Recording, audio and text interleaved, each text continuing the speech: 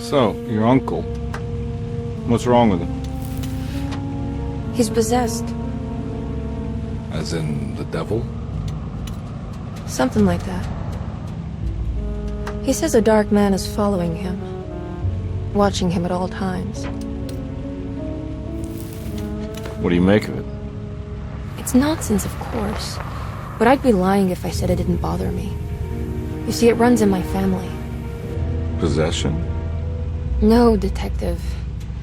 Deteriorating melancholy. Practically every member of the Hartwood family is driven mad before they grow old.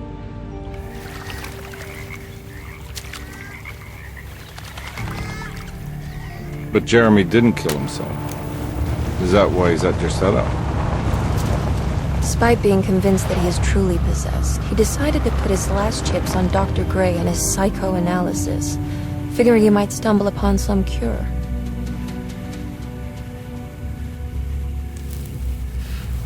You mentioned the letter. I received a disturbing letter from Jeremy accusing the staff and all the other patients of being involved in some cult. And now they are also out to get him. Could it be real? Or is it all just in his head? It's a story he tells himself, Mr. Carnby. Anything to avoid the truth. Which is? That we're all terribly insignificant. That people mean so very little to one another. That there is no one out to get Jeremy Hartwood because he isn't worth getting. Here we are.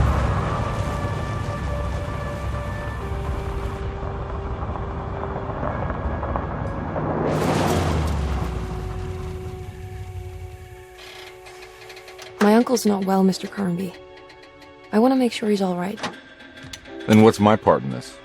You couldn't get a cab? I just wouldn't feel safe going alone.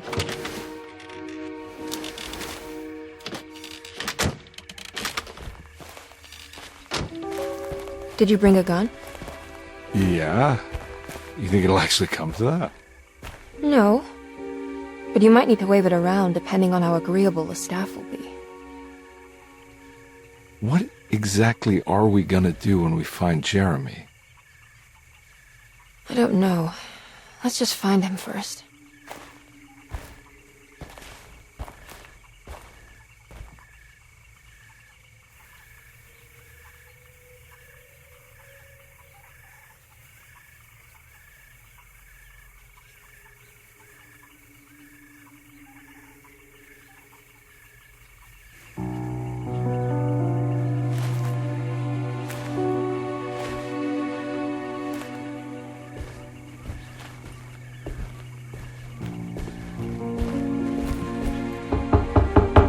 Hello? It's so quiet. Where is everyone? This is a big place. Maybe they're on the other side of the house. Stay here. I'll have a look.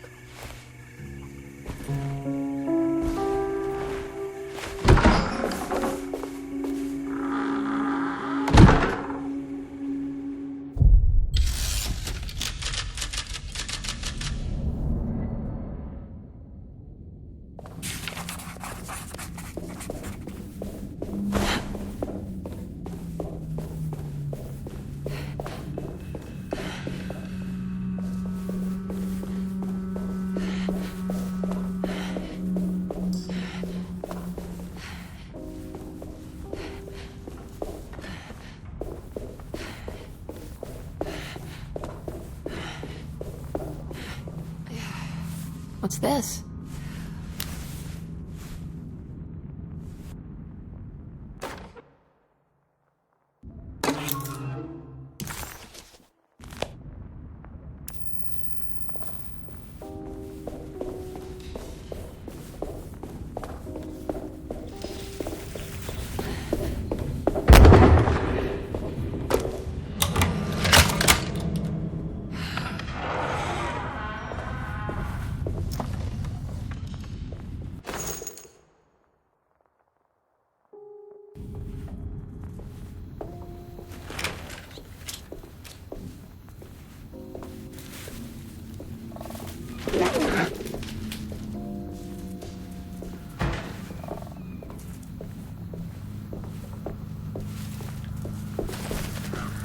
I don't think I'll be able to get in there.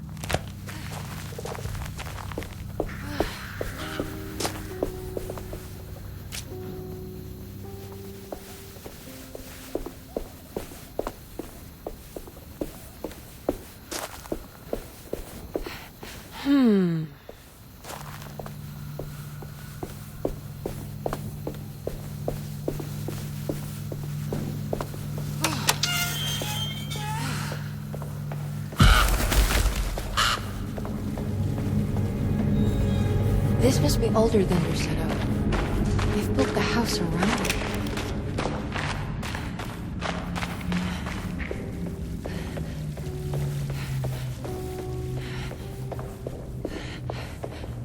I need the key.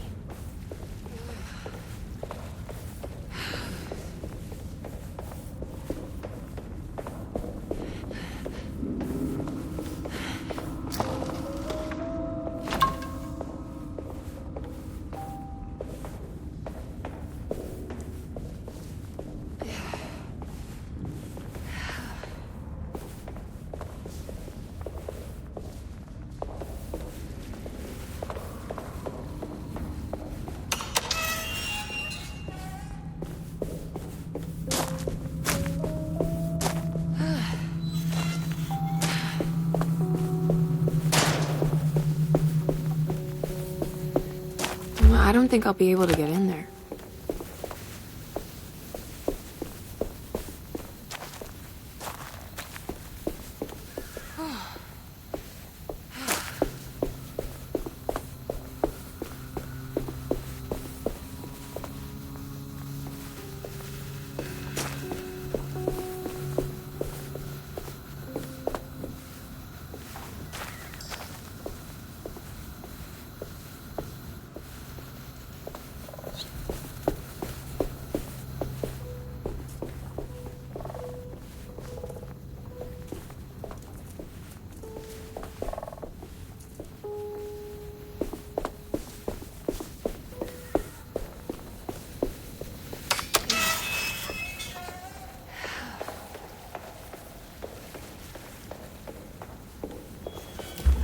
I need the key.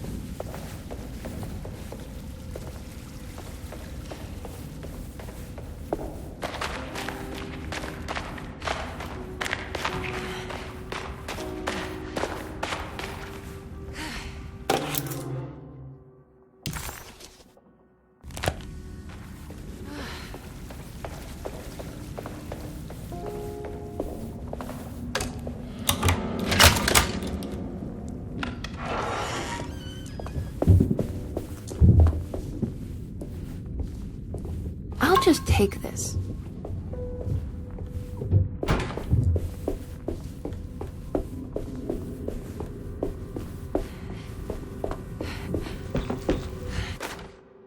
Every day your silence weighs a little heavier. It's been a difficult year for everyone, and many have lost all hope. I read in the papers about people suffering. Pictures of dust-covered landscapes without a drop of water. I wish I knew if you were still tending the earth, or if you had turned your back against us. I have started to look for help elsewhere. I pray you will tell me if I am going down a path that you find disagreeable. With help from Baptiste and Charlotte, I found comfort in the practice of the voodoo. I have long been skeptical of that Caribbean cult, but it's been of good use to me. It seems all harmless in my book. I say some words dreamt up by the Creoles, and I carry around a small pocket of gris-gris. Nothing of this is mentioned in the Bible, of course, but the French Quarter priestess tells me it's all connected. She says the Christian God is just one more perspective on the creator of things. That's what I like to think, but the other way around. That the spirits of her faith are just...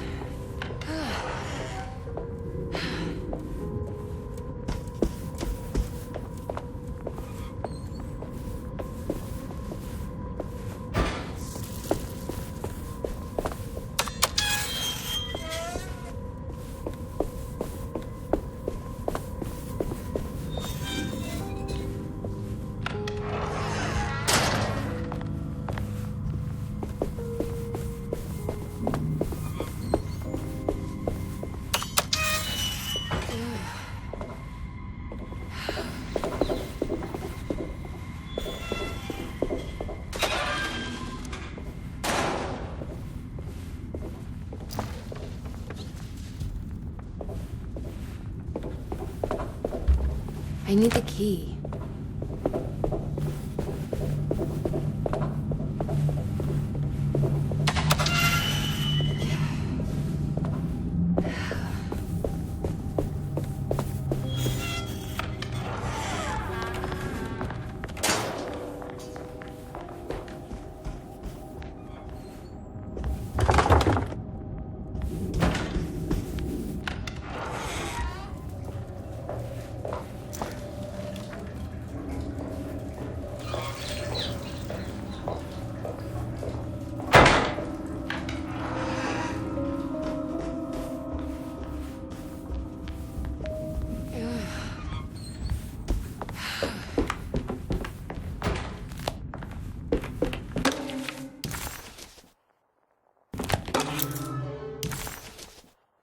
Now what's this?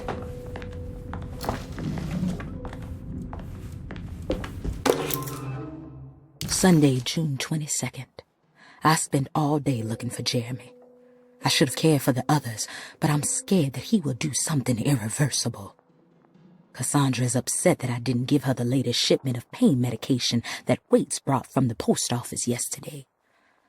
I would have given it to her, but the company didn't send a new key this time around, so the box is just sitting there on my desk. They must have figured we had plenty of their gimmicky keys by now. I only remember seeing one lately. Grace was playing with it inside the grand parlor. Unless it turns up by itself, it will have to wait. I have to figure out where Jeremy is. I think Jack knew something. That dog of his found a strange rot permeating the house. She's showing us, he said. Like those blots and streaks of fetid rot was talking to him.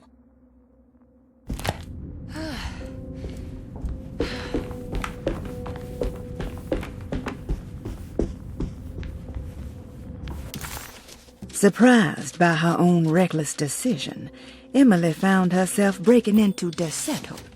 She mulled over how to present her story in...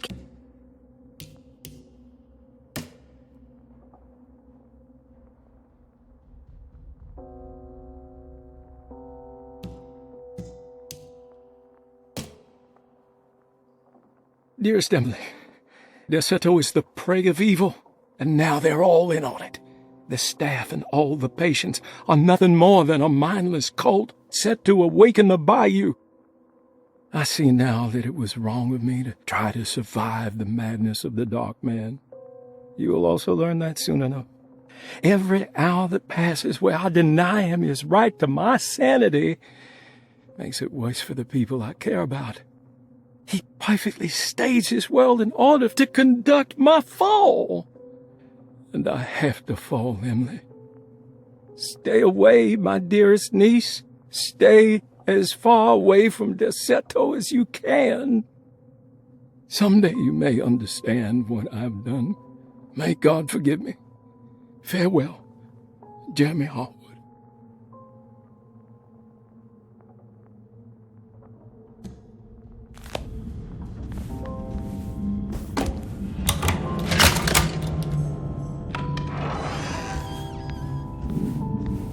I need the key.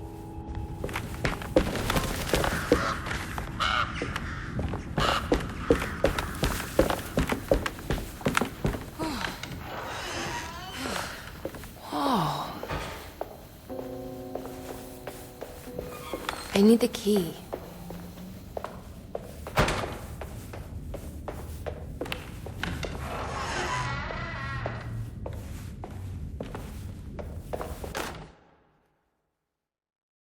The Great Depression. President Hoover raises tariffs on over 20,000 imported goods in an act to protect American labor. Following the collapse of the Wall Street stock market on October 24 last year, American industry has suffered greatly. Thousands of companies have gone bankrupt and left a large part of the American workforce unemployed. In an attempt to turn the tide, the Smoot-Hawley Tariff Act has been signed by President Herbert Hoover. By regulating commerce with foreign countries, the government hopes to encourage the industries of the United States to compete with cheap foreign imports. Superstition on rise. New Orleans voodoo stores and spiritual mediums see increased profit during troubled times. While the market has faced hard times ever since Black Thursday of last year, voodoo doctors and snake charmers see significant rise in number of customers. With the coming Eve of St. John on the 23rd, the police expect increased cult activity around Bayou St. John, the southern shore of Lake Pontchartrain. Voodoo rituals in that area on the Eve of St. John have a long tradition reaching back to the first snake worshippers brought as slaves from West Africa. During the 19th century, its practice was popularized by the legendary Marie Laveau and has since been embraced by many of the Creoles and the surviving aristocracy of the French Quarter. Author seeks asylum. Rumors regarding author Cassandra Beauregard making Derceto her home verified. Derceto Hospital is an old plantation building on the eastern shores of Lake Pontchartrain. While often considered an asylum for the insane, residing Dr. Elmore Lee Gray prefers to think of it as a convalescent home, a place where you can go to rest. The patient list is kept secret, but thought to include many of the black sheep of wealthy families, because at Derceto, treatment does not come for free. Local author Cassandra Beauregard has now been confirmed by her own admission. She's been lauded as a powerful Creole voice and written many successful books. Lately it was reported from Hollywood that she has finished a moving picture manuscript titled Slaughter Gulch. That film is set to hit the theaters next year.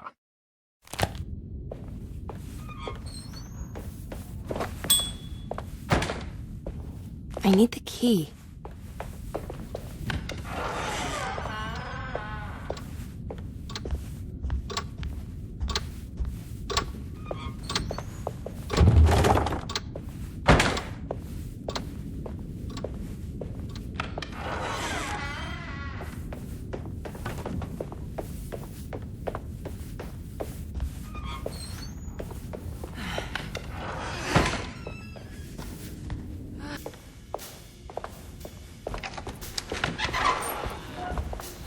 Wait, don't.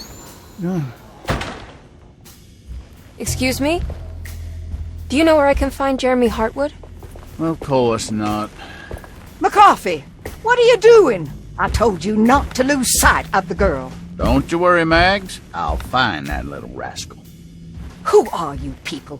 What are you doing here? I'm sorry about all this, but I'm looking for my uncle. His name is Jeremy Hartwood. What are you doing, child? You shouldn't be alone. Go find my coffee. Who are you? Are you here for the Fay Dodo? Go upstairs now. My name is Emily Hartwood. I'm the niece of Jeremy Hartwood. This is Detective Carnby. The police? Why are you here? No, I'm a private investigator. Sorry to bother you. My client's worried about her uncle. He's a patient here at Derceto. If you don't mind, could you direct us where to find him? No, I can't. Jeremy has gone missing. If you leave your information, I will make sure to contact you. Wait, he ran away? No, he won't leave the house. He's around here somewhere, and both of our orderlies are looking for him. That's unacceptable. Where's Dr. Gray? I want to speak with him immediately. Fine, I'll ask him. Wait here and don't touch anything.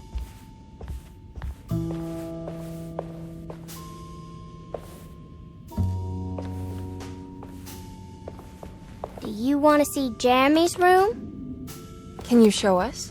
Follow me.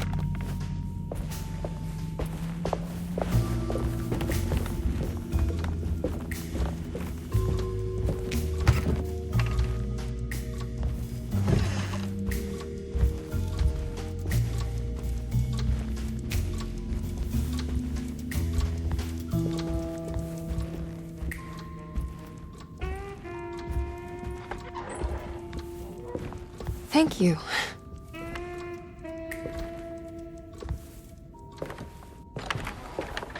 Strange kid. Let's look around, see what we can find.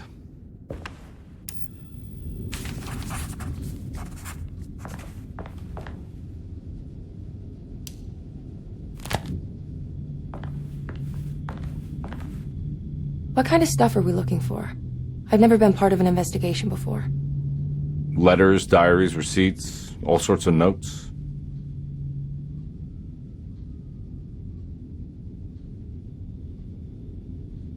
I've read about police analyzing teeth marks and blood samples and fingerprints to find criminals. Is that something you can do? No, that sounds more like the way the Bureau of Investigation does things. But, you know, if you do find teeth or blood, it's still worth mentioning.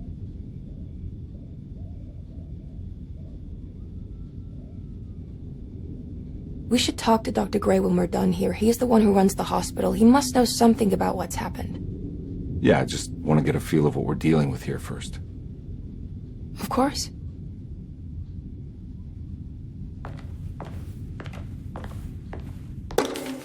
Every night the dark man stands opaque.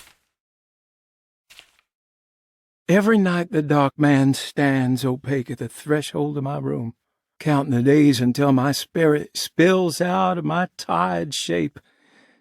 Only his pallid mask shelters my remaining sanity. Staring directly into the face of that demonic sultan would surely sunder time itself. Would he have looked the same to my father as he struggled for his life? Does his veiled face haunt my niece quite the same way? I wish so that I could rest my soul in that sunburnt convent of Teruel. Would I find you there, Juan? Or Senora Perosi, back from the beyond? Every night I hide from him, moving from one misshapen memory to another. Scenes conjured out of fantasy and delirium. Places I struggle to even paint. I wish I understood your death, Senora. Is there anything I could do for you but bury you in that bleak necropolis? That triumphant chapel rising above the ledges and the oven vaults shall be your sepulchre, where you may rest, and I shall weep.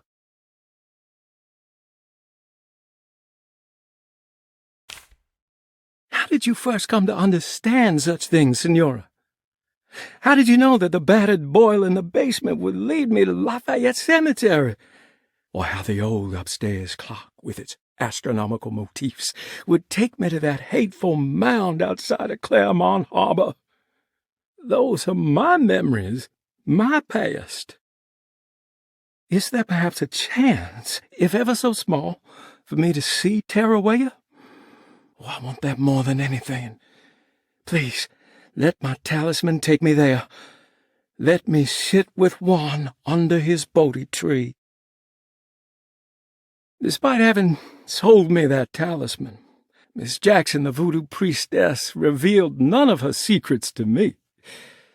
That's why I had to travel to Tonka. Instead, she cruelly told Baptiste, my caretaker, that he would be betrayed and killed in the most awful way, that the one he loved would pierce his thigh with a sharp spear, and that he would be devoured by his own mother. What a terrible thing to say. The people of Derceto were becoming dangerous. They do not understand what they are doing. I must do something to stop them. I tried talking to Dr. Gray, but he confuses my worries. He's caught up in treating me. How can he expect evil to be cured with medicine and conversation? The orderlies, the housekeeper, and the patients are all deranged. They will call upon evil to enter this world. All will be lost. Everything. Unless I can find the clerk, Mr. Waite. He seems to be a clear-thinking man. Maybe Beauregard. The dark man offered me a prison, and I accepted. I signed that miscarried contract and entered the dark pact. Everyone is safe, except for me.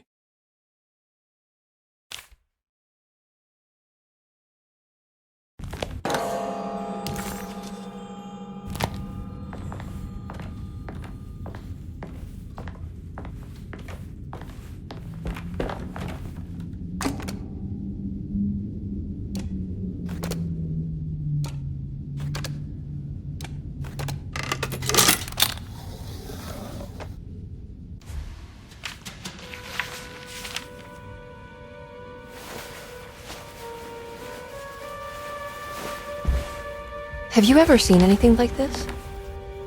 Looks like a talisman. You mean like this one?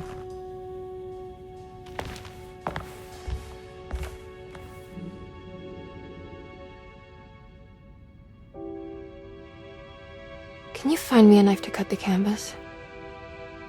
I want to take this with me. You want to take the painting? Sure, I'll find one.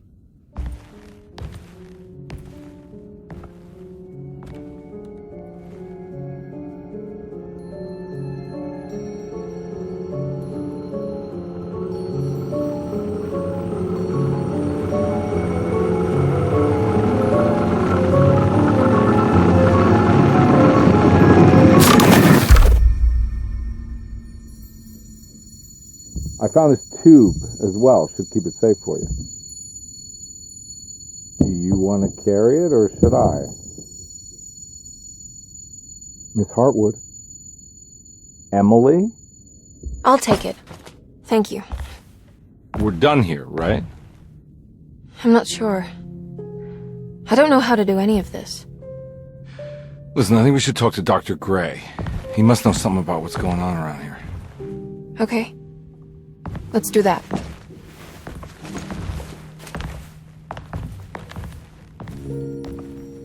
Come on, I don't want to be here all night.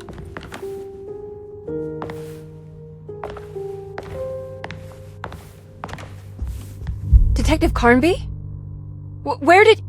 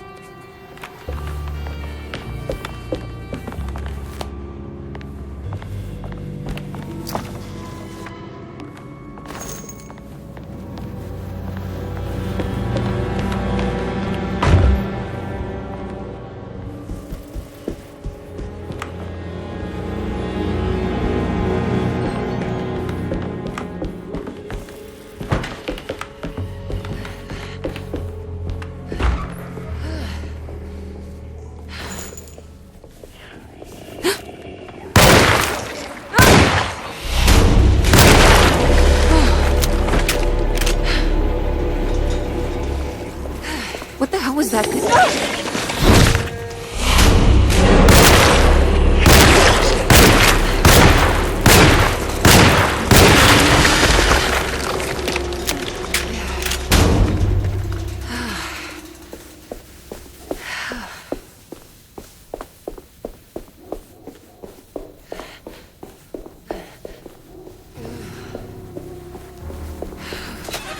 I can't go that way.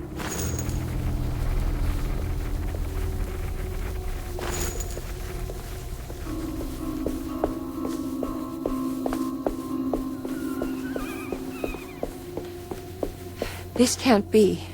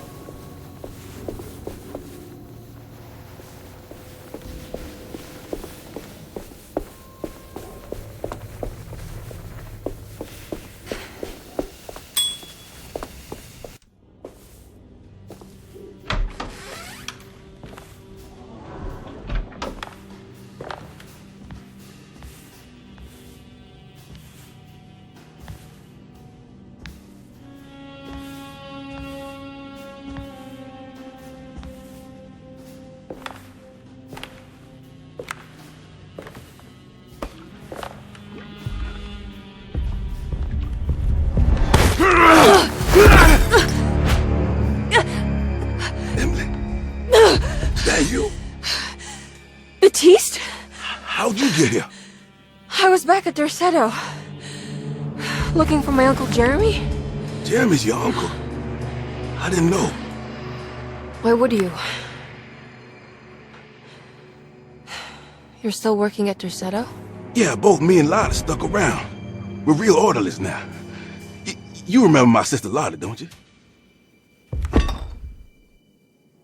What happened, Baptiste? How are we here? You know about the dark man haunting your uncle? I'm familiar with his mental state. I think we all in his head somehow. Cause these streets are real, but they're not like on any map. Nah, this is like when you remember something, but in the wrong way. Do you know how to get back to Derceto? I'm not safe here. Truer words have yet been spoken, Mrs. Marcus. Don't call me that. It's Miss Emily Hartwood. There's no reason to call me anything else. I'm sorry, Miss Emily. I'm just trying to tell you like it is. This place ain't safe for no one.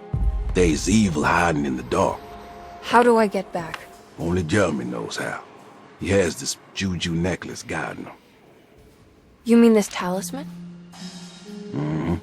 Just like it. He says it's been protecting him ever since he got it from Miss Jackson down the street. You know where it came from? Have you been there? I was there no more than 1 hour ago looking for Jeremy. Locked it up to keep the ghouls from getting inside. You can have the key if you want. Thank you. I'll take a look. Stay safe, miss.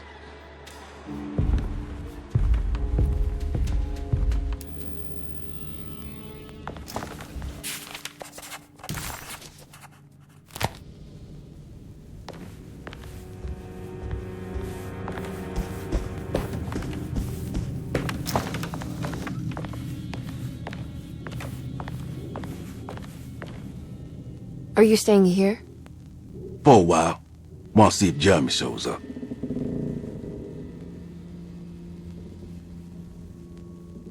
Your sister. She also works at Derceto? Yeah, she the one who got us jobs.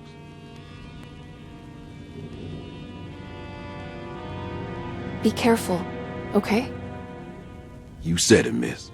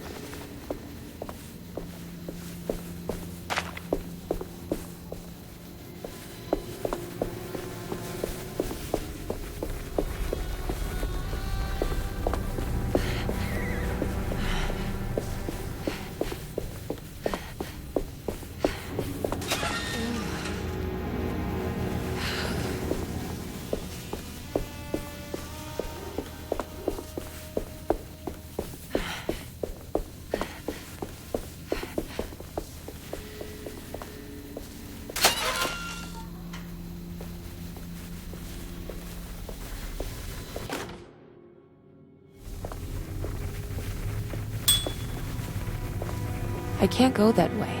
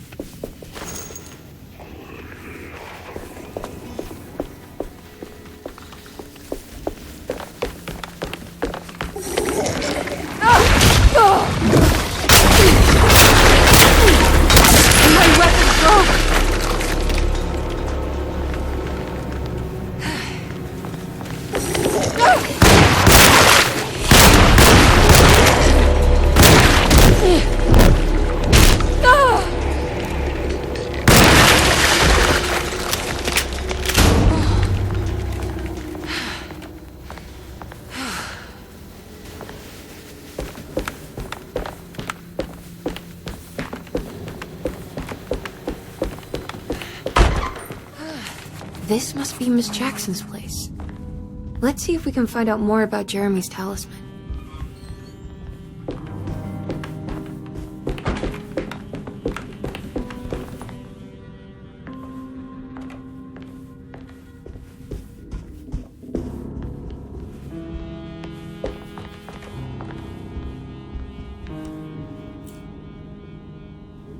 It looks exactly like Jeremy's talisman.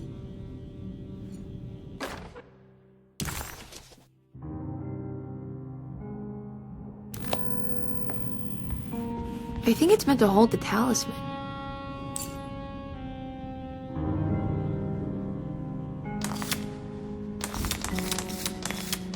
I'm not sure what numbers I should use. Maybe there's something in Jeremy's notes.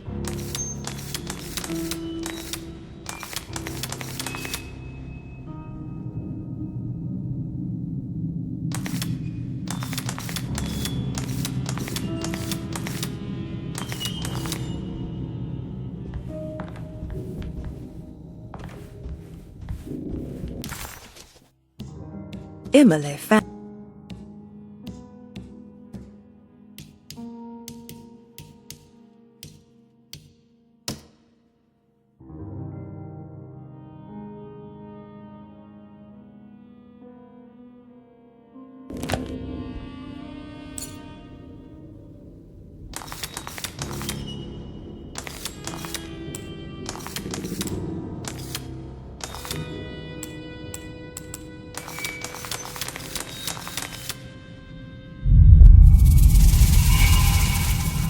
What's that picture in the glass?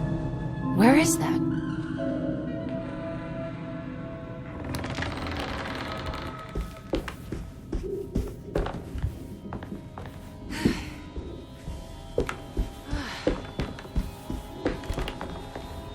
Good to see you again, Miss Hartwood. Mrs. Thompson told me you were here. She also alerted me that you brought a detective with you. I'm very curious to hear what this is all about. You don't remember me, do you, Miss Hartwood? We met at your family's house in the Garden District, when your uncle was about to be admitted under my care. No, I remember. Sorry. I'm not really feeling well. Oh, well, in that case, have a seat. Let me make you a drink. I don't seem to have made much of an impression on you. On the other hand, I can vividly recall you and your parents. Because of our cheerful disposition, I'm sure. You are far too intelligent to think that. You come from a joyless family, Miss Hartwood. The only amusement I took from my visit was discovering that the young lady's drink was an old-fashioned. Very astute. Is that supposed to make you seem attentive or intelligent? Whatever you prefer. Are you ready to tell me why you are here, Miss Hartwood? And why you brought a detective? I received a letter from my uncle. He seemed certain that he was in danger here. If I find out you're treating him badly, I'll be taking him back with me to New Orleans. Really? Is he going to live with you in your tiny garçonniere? That would be a spectacular way to ratify your spinsterhood. Because you are well aware that your father would never let him back in his house. No, I have it. Maybe you can bring him back up north. You've been wanting to move back for quite a few years, haven't you? You always preferred your mother's side of the family. Jeremy is free to leave with you. I won't object. However, there is one problem, as you might have learned. He is, in fact, missing. Do you know where he could have gone? No, I'm afraid I don't. I have my staff looking for him. I'm sure he will show up eventually. Especially if he learns that you are here. He is quite fond of you. What can you tell me about his condition? I never heard a proper diagnosis. What is your medical opinion of him? Well, let me think. He is an anxious man, depressed, even. He suffers from a perceived lack of order in his inner and outer life. He constantly complains about events not presenting themselves according to their divine nature. And the Dark Man? Hard to tell if it was ever anything specific. Jeremy uses the Dark Man as a psychological scapegoat to avoid facing the truth that he is in any way at fault. You don't think there can be any truth to the Dark Man's supernatural existence? Why would you ask that? Can we ever be sure? If the Dark Man is some sort of evil presence that is in possession of Jeremy? Well, I assure you, any evidence that you experience supporting that claim is purely delusional. Don't get caught up in mass hysteria, Miss Hartwood. You wouldn't want to take your uncle's place in this hospital, would you? I'll be leaving now, Doctor. I need to keep looking for my uncle. Do so, Miss Hartwood. I'll let you know if he shows up.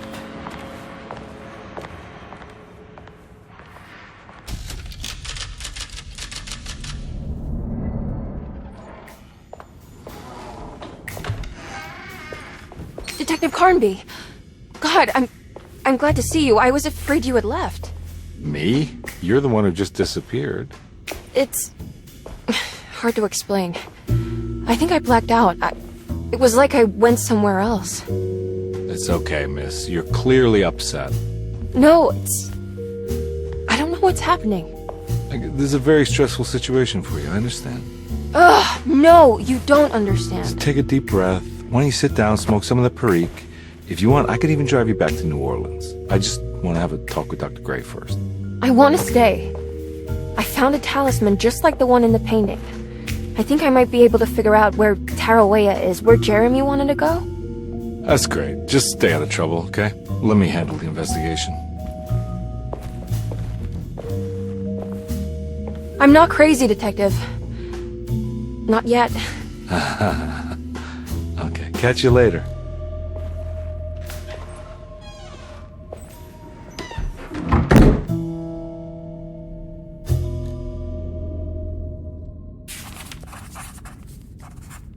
If a talisman like this can open up doors between the French Quarter and Derceto, then maybe Jeremy is hiding in some strange other world, like Tarawea, the place he mentioned in the book. No matter where he is, it's clear that my search won't be limited to Derceto.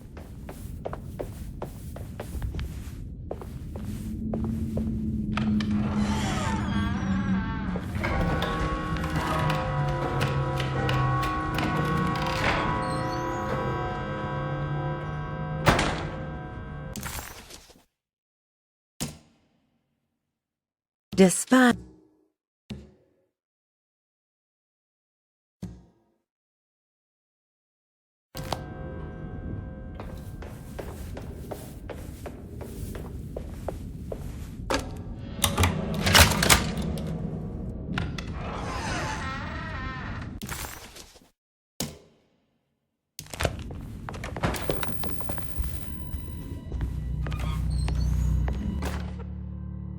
Saw your notice in the boiler room. You should know Mr. Chance won't be coming back. I got no business being in there myself, but you can take a valve from the wine cellar if you want to try to stop the steam pouring out. Be careful.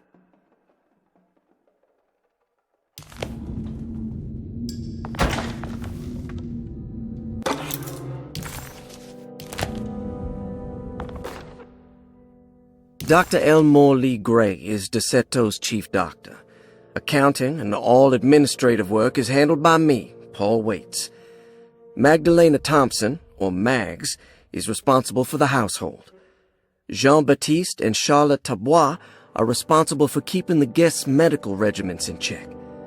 Finally, Jack Chance is our gardener, who can occasionally be seen in the conservatory, but is for the most part busy outside. There are currently 6 guests at Derceto. Malcolm McCarthy and Ruth Tallant reside on the first floor. Jeremy Hartwood, Elisabetta Perosi, Grace Saunders, and of course Cassandra Beauregard live on the second floor.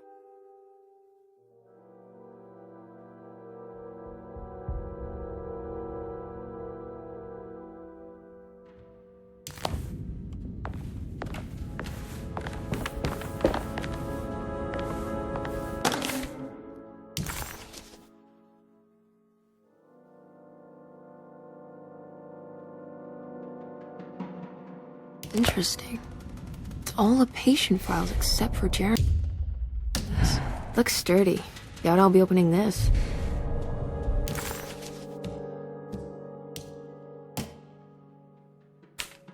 Cassandra Beauregard, the beloved author. Very exciting, isn't it? What do you want to put down for reason for admission? What her agent told us. Cassandra suffers from writer's block and needs to finish her moving picture script before the end of June. Mr. Chardot suggests Cassandra's heavy use of barbiturates is holding her back and risks ruining her career. And how should we summarize?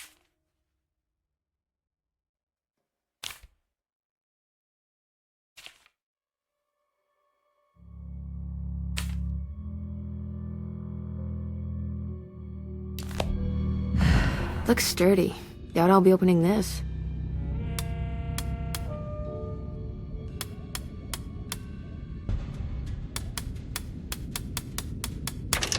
Oh wow, I can't believe I guessed the combination. I must be some kind of genius.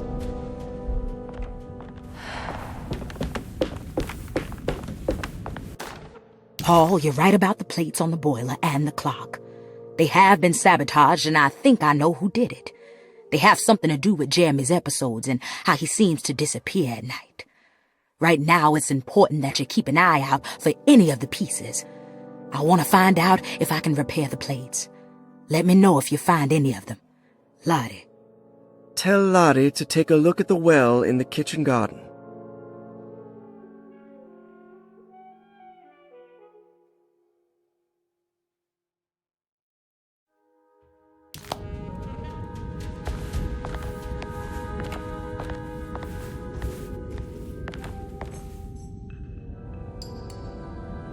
I need the key.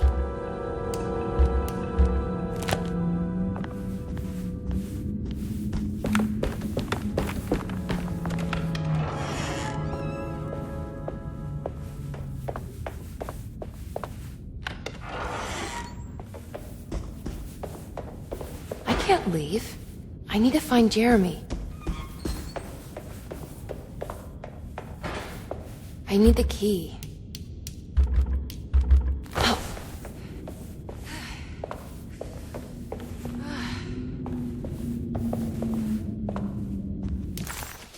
Despite making a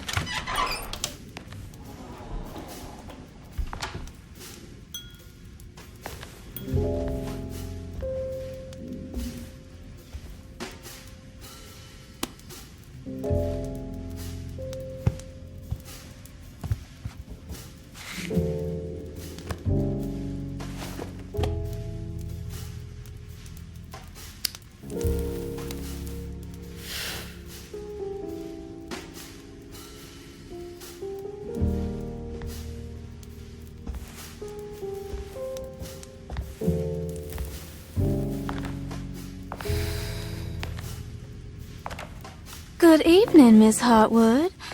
That is your name, isn't it? I would be terribly embarrassed if it wasn't. You're right. Emily Hartwood, Jeremy's niece. Nice to meet you. Ruth Talon.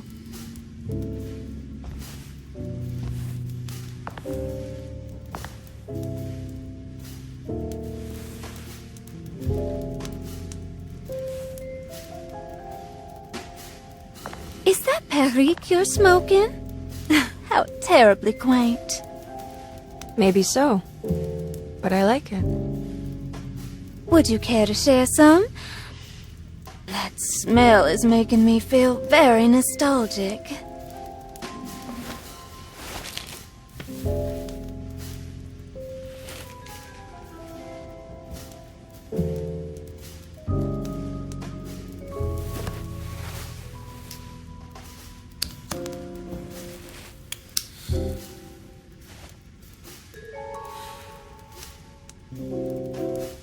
Is it all that you hope for?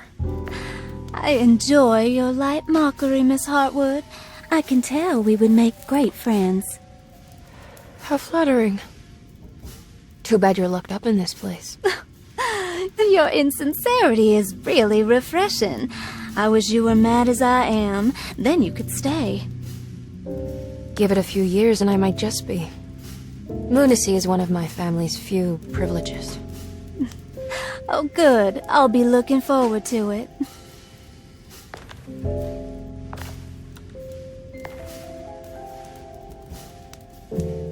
You don't know anything about what happened to Jeremy, do you?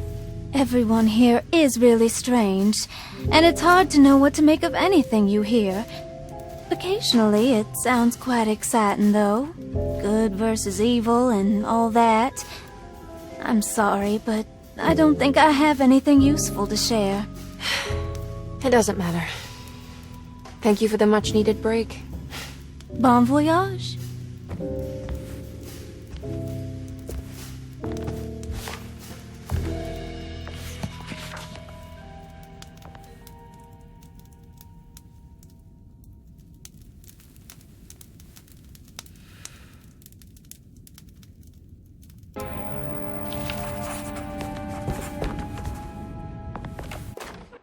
Lost Plantations of Louisiana, Thierry Briclot, 1917.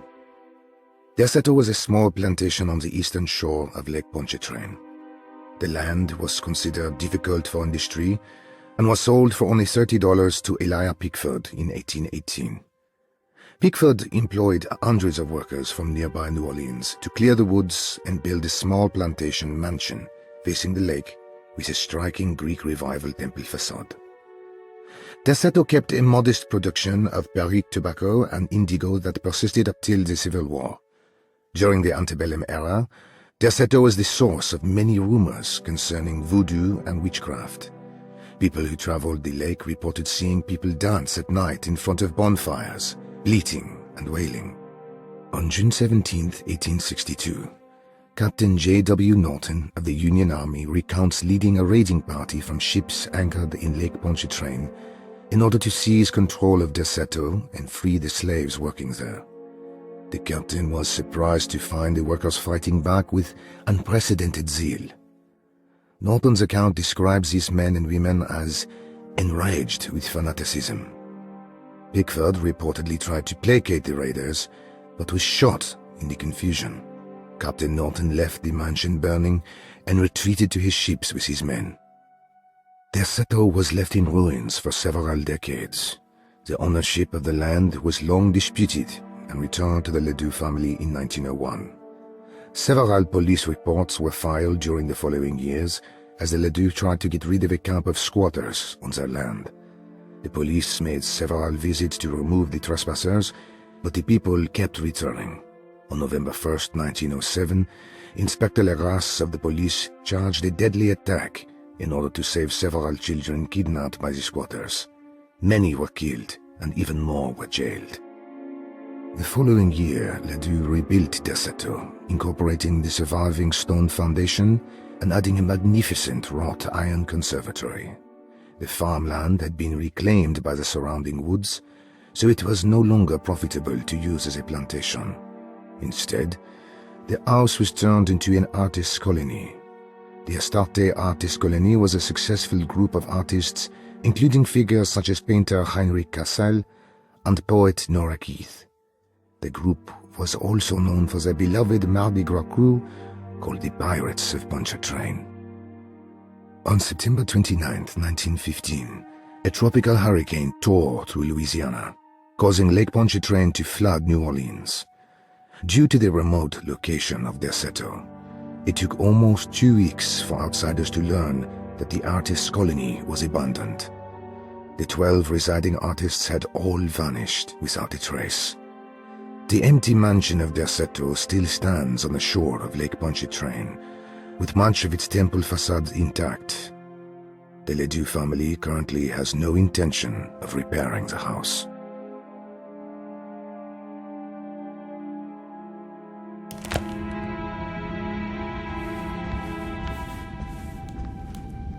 Are you reading anything good?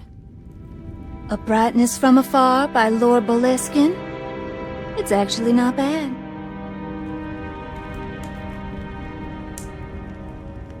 You know where Detective Carnby is?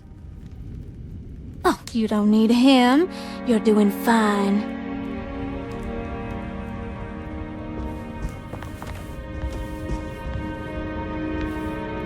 I should probably go. Until next time, chérie.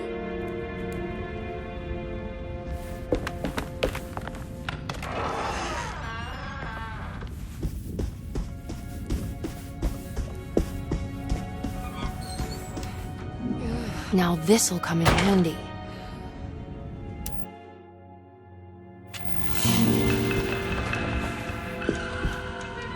It's wet shut.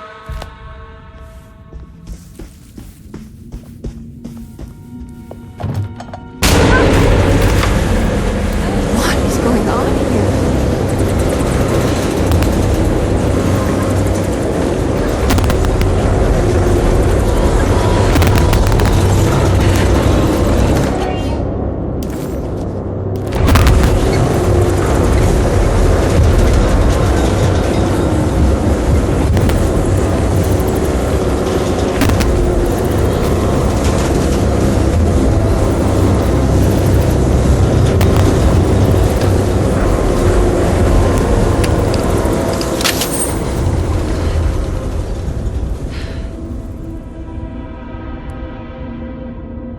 Everything's back to normal.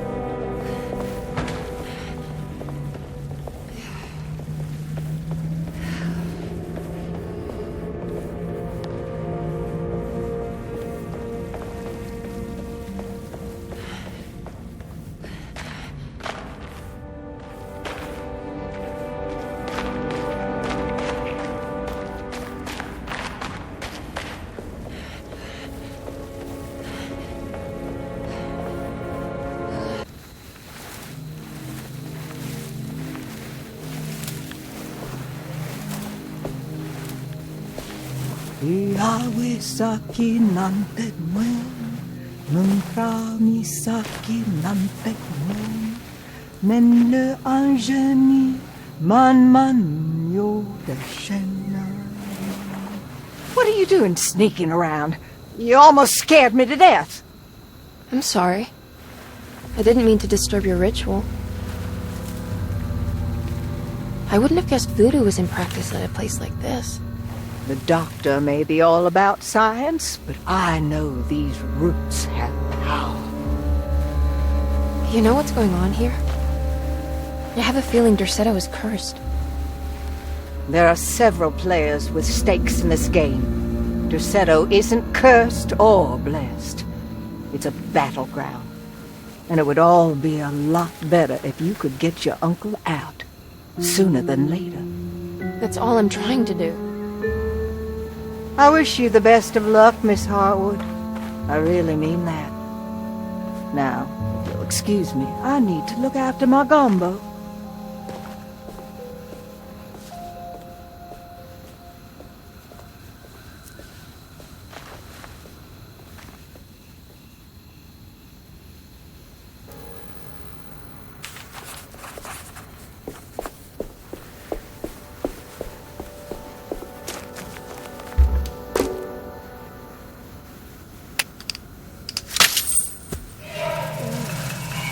It worked. What's this?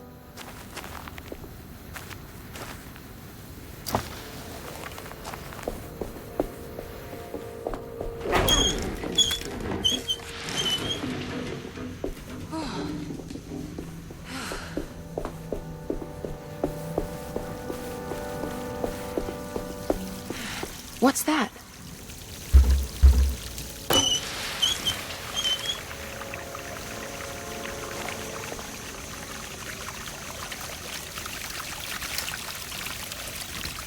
There we go.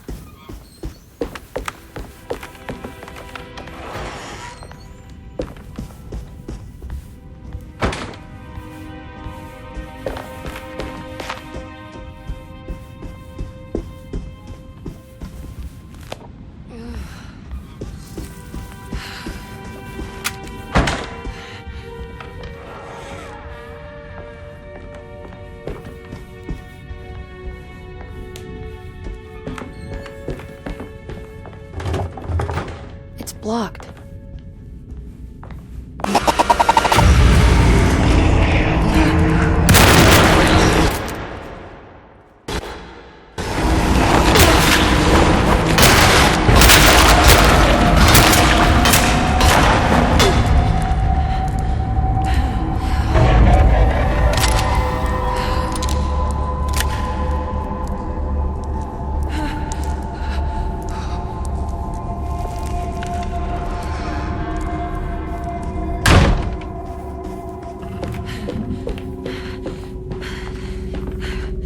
Okay, that wasn't so bad.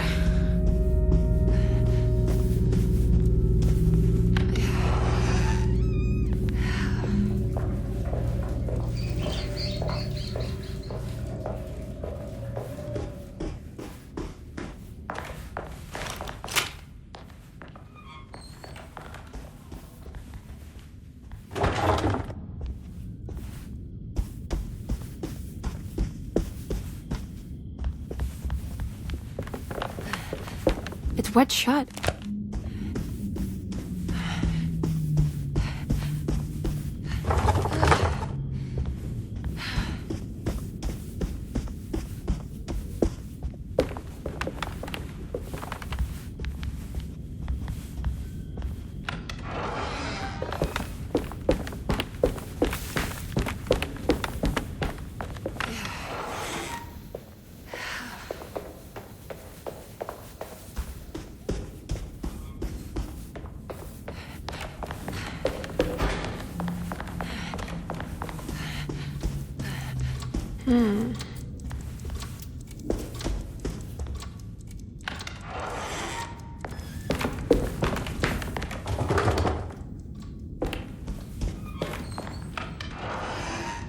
Jeremy's room. All back to normal. Emily's here.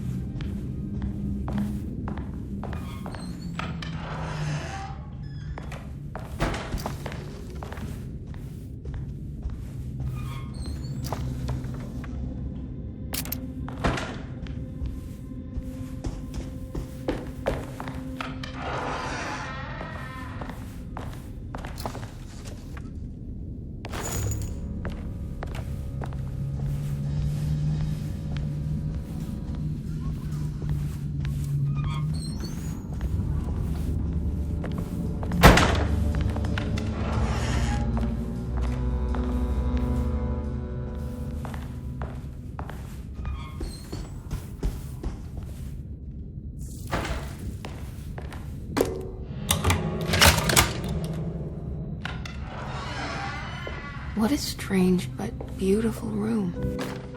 I did it! I crossed the thresholds to my intended destination without a focusing device. My talisman now knows these roads, and I have no need for the plates. I can find my way to Lafayette as easy as I find my own room. I visited the grave of my father and seen the oven waiting for me. Thank you for opening these doors. I now must summon my courage and go back to that hateful mound outside the oil rig. I hope you'll be feeling better when I return. Jeremy.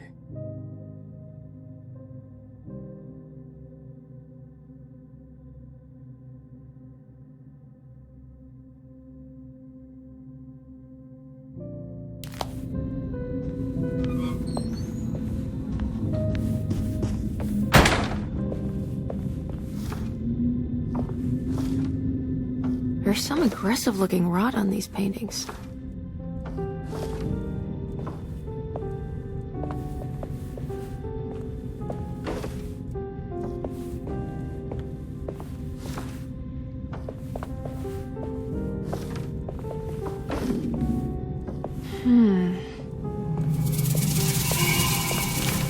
The Astarte Artist Colony. I'm pretty sure they had a Mardi Gras crew called the Pirates of Pontchartrain when I was a child.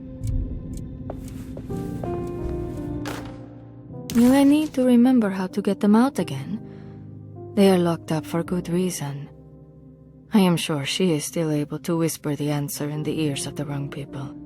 But not for long. I will see her burned soon enough. That black goat will be sacrificed to put an end to it all. Then it will all be over. No more Derceto, and sadly no Astarte. Those good pirates of Pontchartrain. May you still sail the lake until you find the shores of Hali.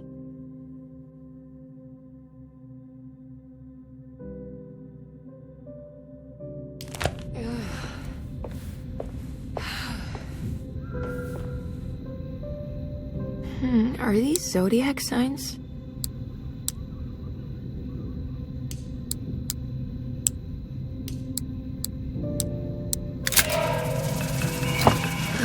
Here we go.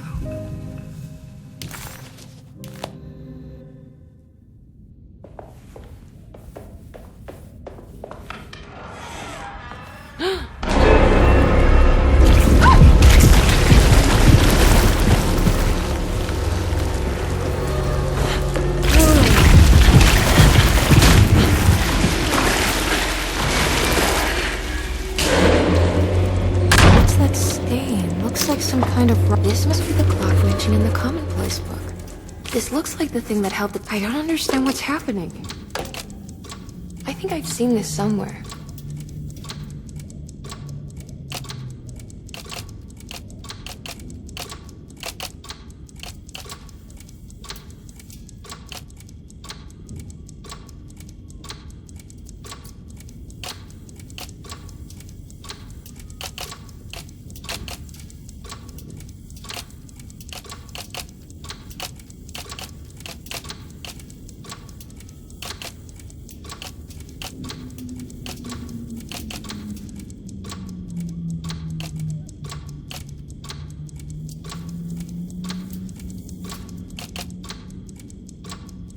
There was something in Jeremy's notebook about this.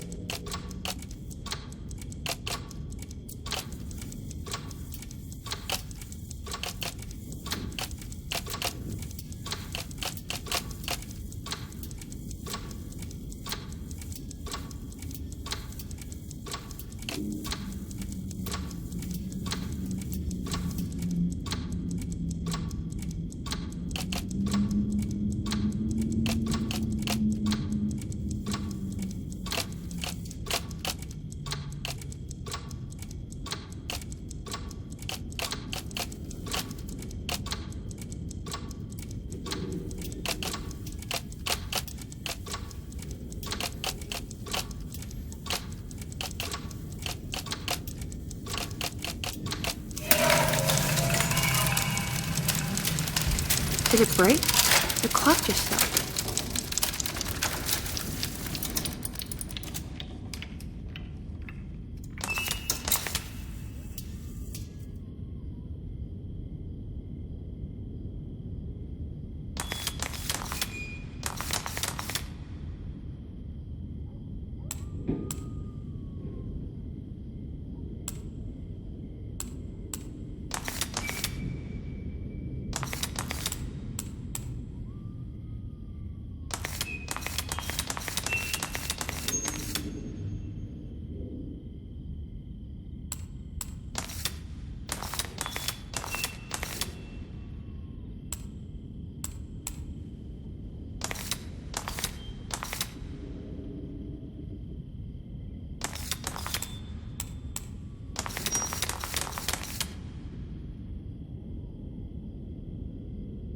showing me something.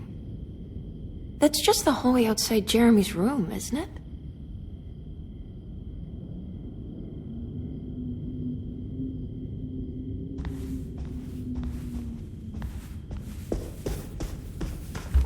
I need the key.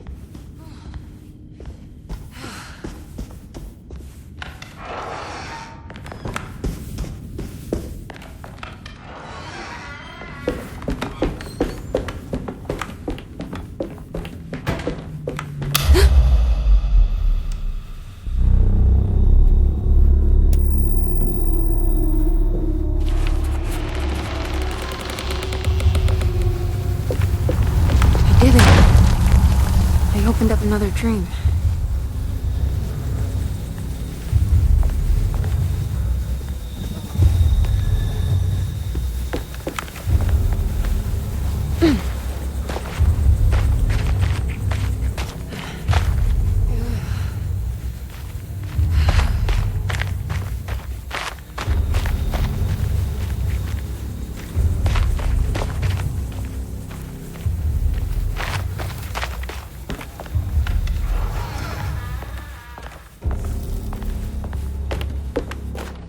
May 1923, Monday. All okay, ready for delivery. Maintenance, oil pump must be serviced. Any tampering causes large spills unless properly forestalled. Tuesday, shipment delayed but delivered. Maintenance, service bridge close to broken. Wednesday, prospectors reluctantly agreed to show the burial mound to Mr. Hotwood, a painter, who read about our finds in the papers. He means to return tomorrow and try to find a way inside. Thursday, Mr. Hotwood's efforts delayed. The workers seemed nervous about his presence. Hotwood promised not to return to the compound. Instead, he has taken up an offer by l'officier, the riverboat captain, who means to pilot him to the site tomorrow morning. Hopefully that's the end, and work can resume. Maintenance. Bridge from the oil tower to the bayou has collapsed. Sabotage suspected. This is the devil that guides us now.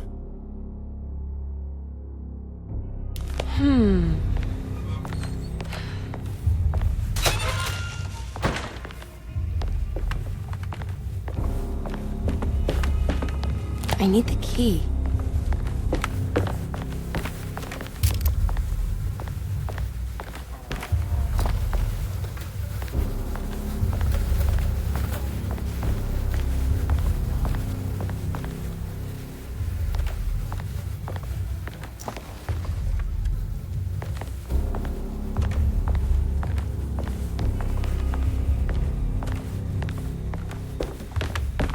I need the key.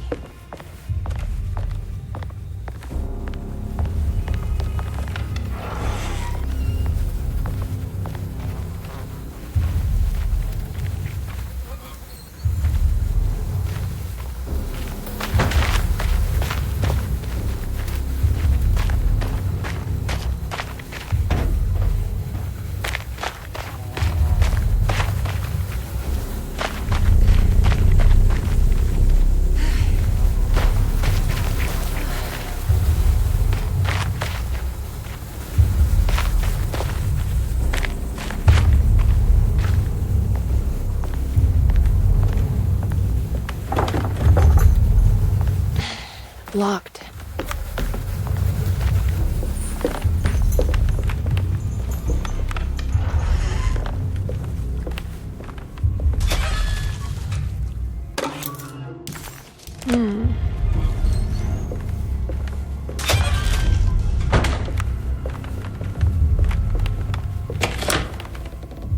Locked.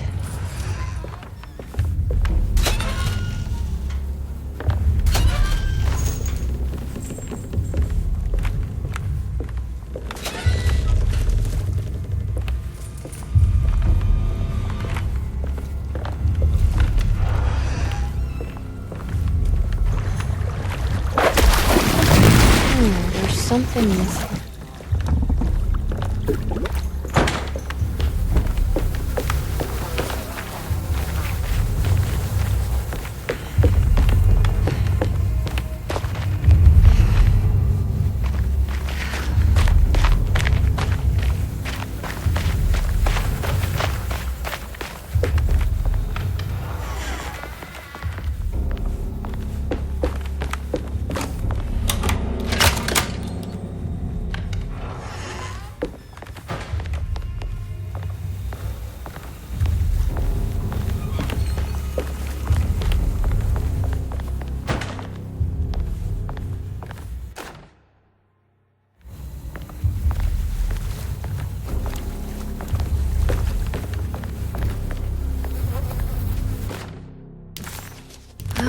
Here we go.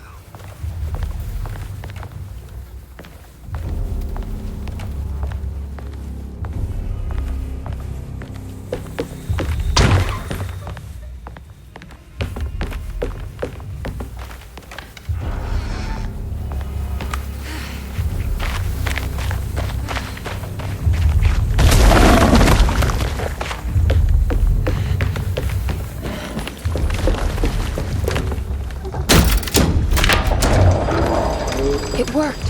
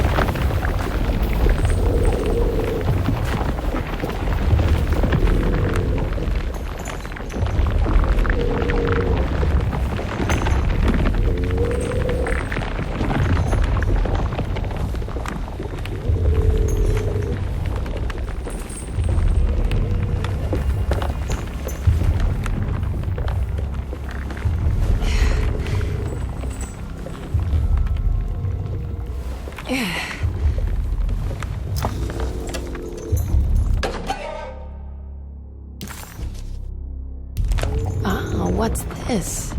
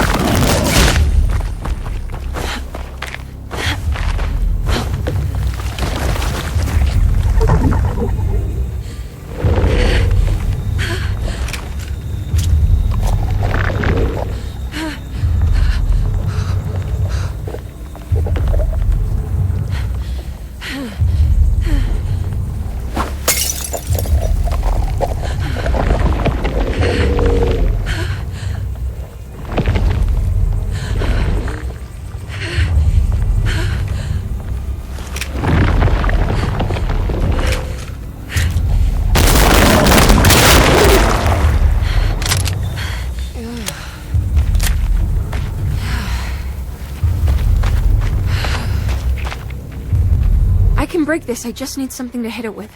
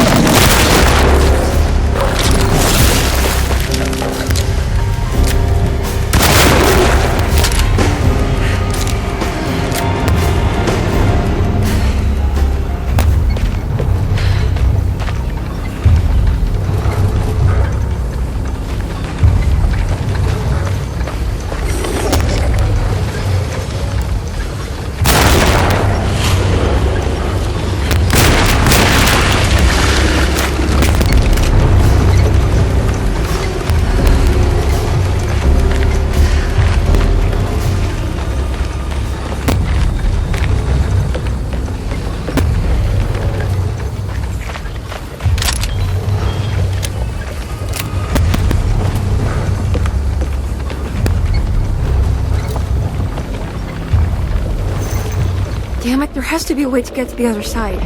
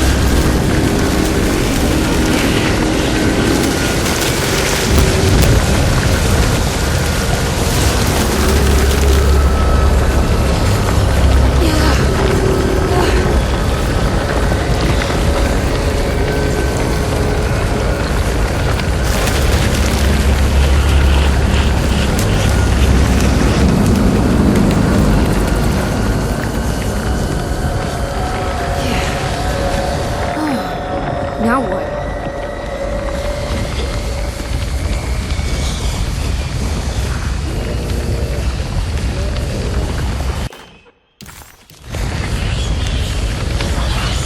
Just don't look down, Emily.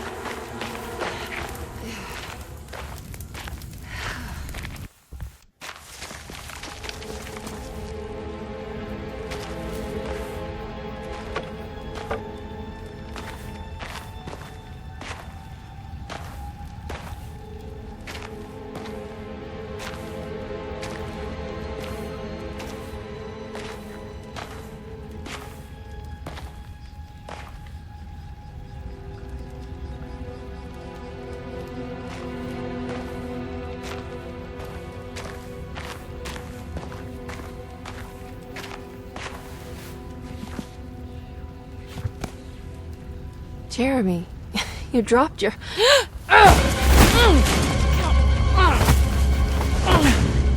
Mrs. Marcus? Get off of me! What are you doing here? Trying to find my uncle. Jeremy is your uncle? Could you please? Thank you. And it's Miss Hartwood. You don't remember me? I remember you, Mr. Bois. I met your brother Baptiste earlier. I suppose he hadn't found Jeremy either then. We spread out to find him. Can I have this? I'm trying to get to Tarawea. Fine, believe the rest. I just want Jeremy to come looking. to leave before it comes inside. What? Where? Come quick!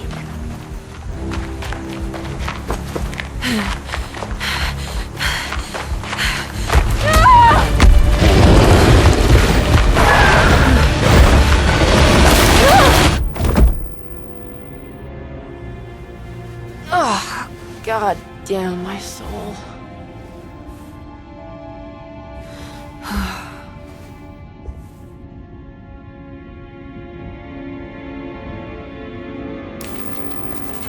I'm back at Derceto.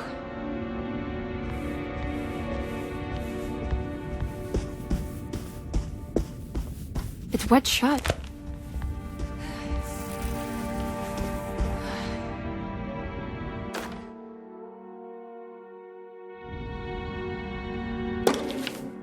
Reflections on the Power of the Verb in Certain Texts by Juan Luis Jorge. To act is in itself divine.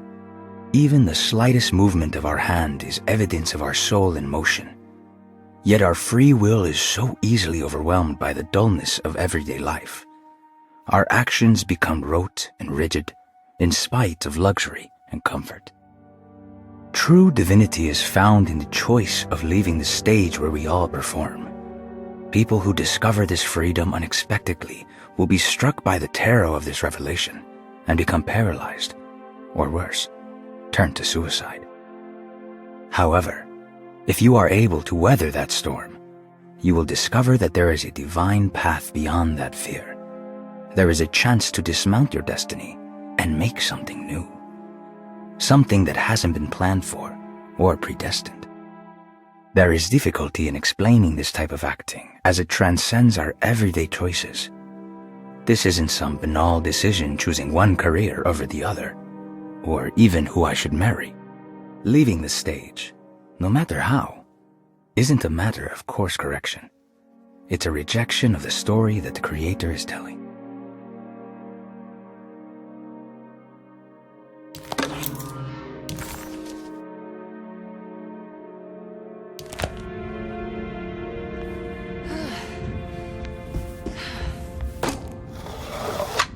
It worked.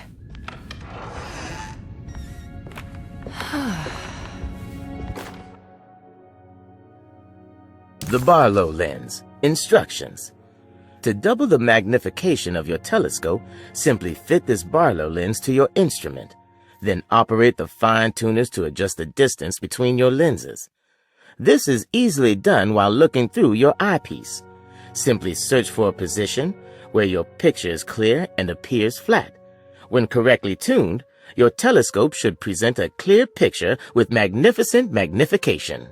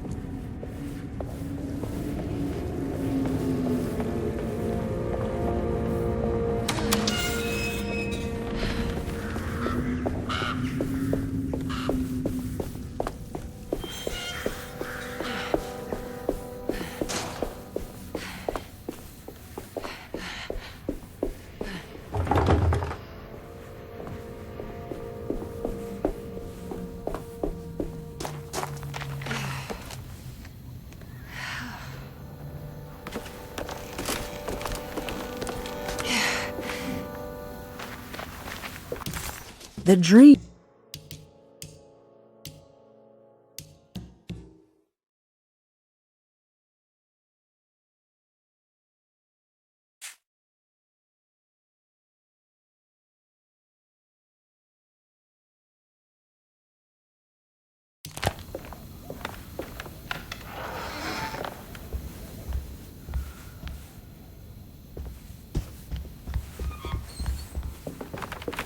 It's wet shut. It worked.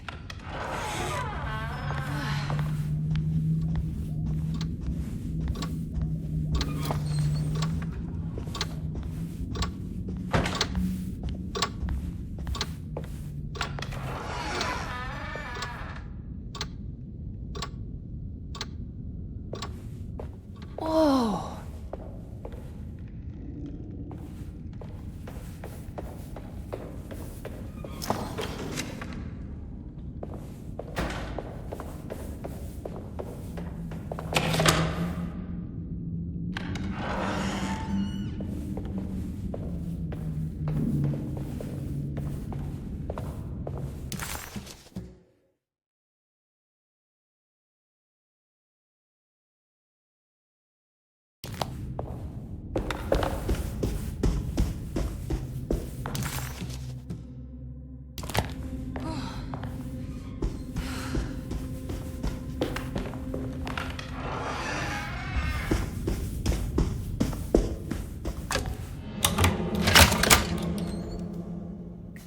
Come on, Grace. I'm too tired for games.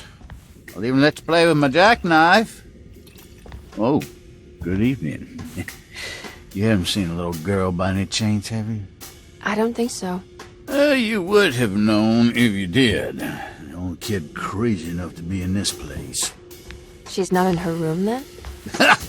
That would be a first. Always running around causing trouble. She's very hard to pin down, that one. You want a sip? I'm good, thank you. Well, I should be going then. Unless there's anything you need from me. I just want to find my uncle before anything happens to him. Oh, don't worry, miss. He'll show up. He is much too lily-livered to kill himself. Why would he? It's his greatest ambition, didn't you know? Take care now.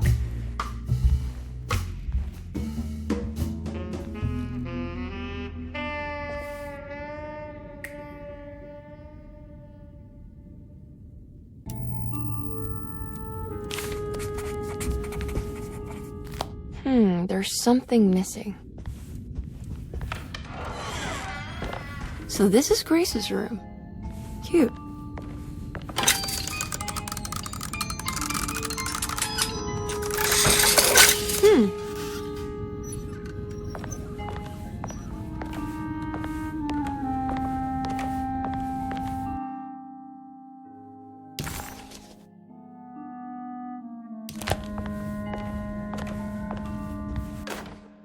Don't you worry, Grace. Go play your game, bleat and bellow with the others. I won't be jealous. There will be more masquerades. However, I would love it if you would finish my mask for the feast. With love, Ruth.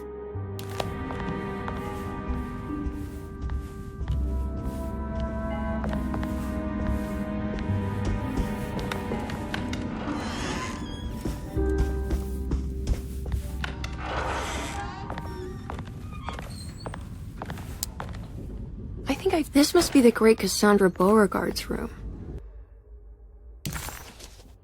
I'm not sure what I expected.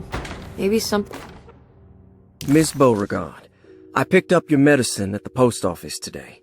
As you understand, it needs to be administered by the orderlies for your safety. More extravagant? What's that? I'm not sure I have everything I need. I need something else.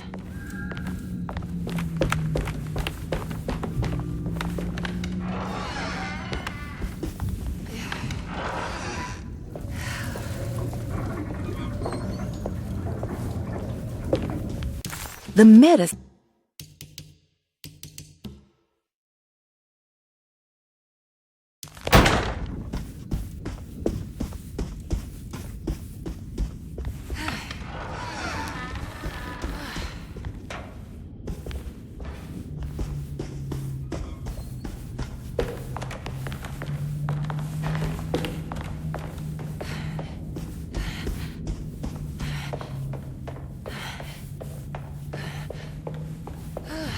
I need the key.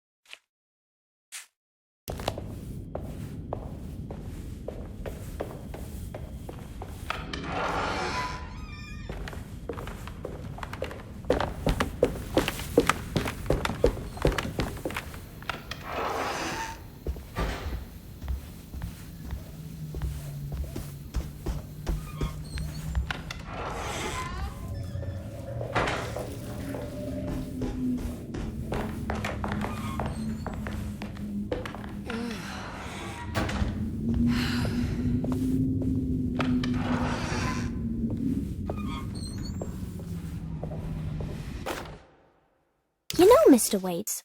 I saw a piece of the plate that Liza broke. I think she's been hiding them. She's not very good at it. She just chucked it into the little room with all the tools behind the boiler. I left it there. I didn't want to embarrass her by picking it up while she was looking. We went upstairs instead and played backgammon. I let her win, because she's so unhappy. The piece looked like the one on display in Cassandra's room. You know about that one already, right?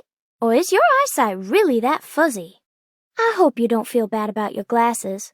You only look stupid when you squint. Maybe if you had more eyes, you would see these things. I wish you had all the eyes you needed. Your best and favorite guest, Grace. What's that? It's another one of those plates for the talisman. It's also broken and missing some pieces.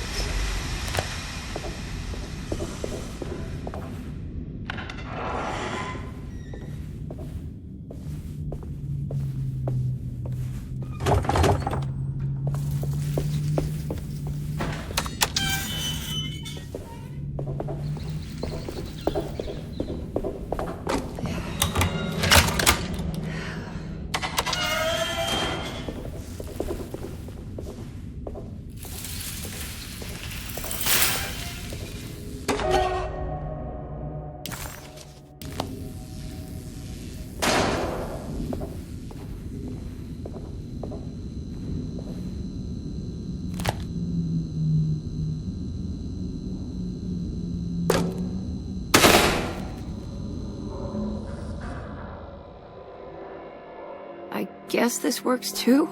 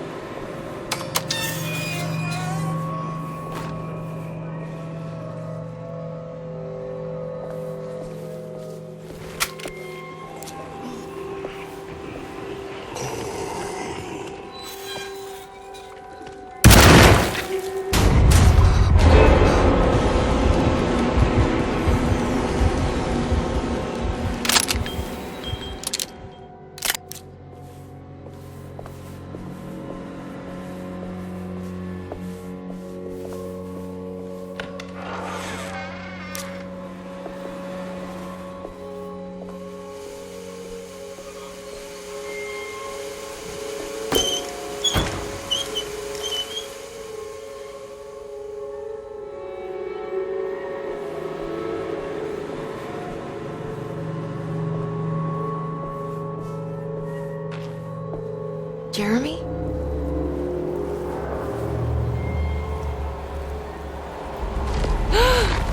What the hell is that?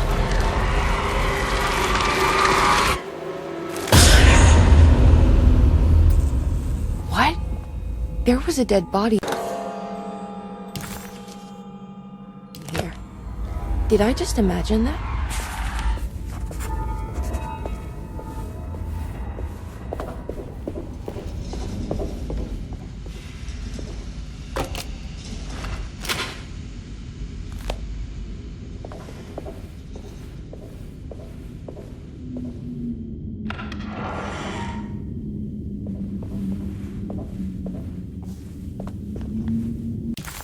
The body of Derceto's clerk transformed into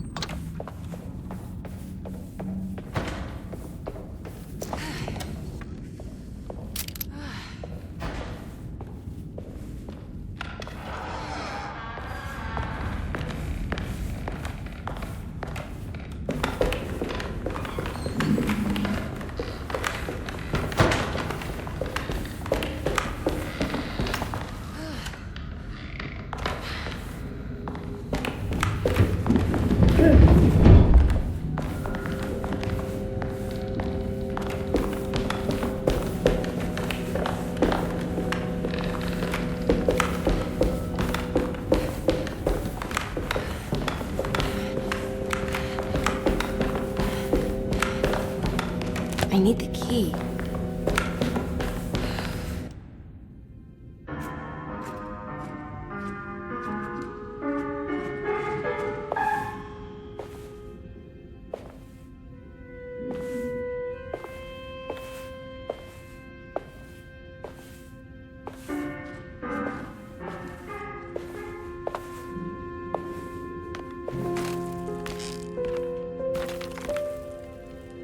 Do you teach piano as well? Huh? You're a governess. Did you teach those clawing Casino kids how to play the piano? How do you know about that? Just because grown-ups don't notice children doesn't mean we don't notice you. Yes. I taught them some piano. Are you any good at it? Not good enough to play a broken one. It fell from the attic. Brought half the ceiling down. It was Jeremy's fault, wasn't it? Nobody knows what happened, but you're not wrong.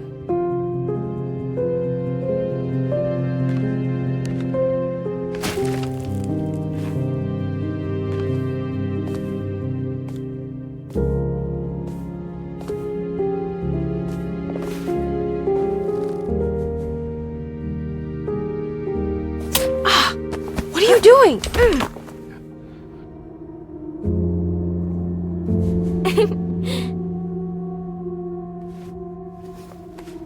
I'm gonna go now. See you around.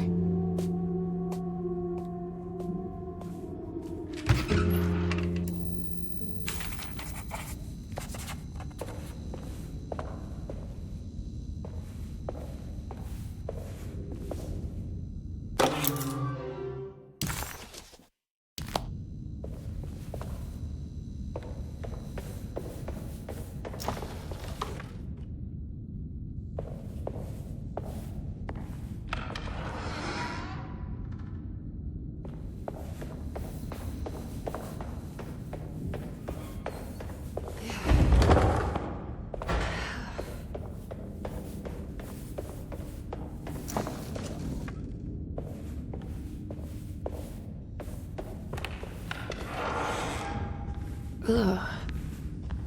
There's more of that on the commonplace of evil.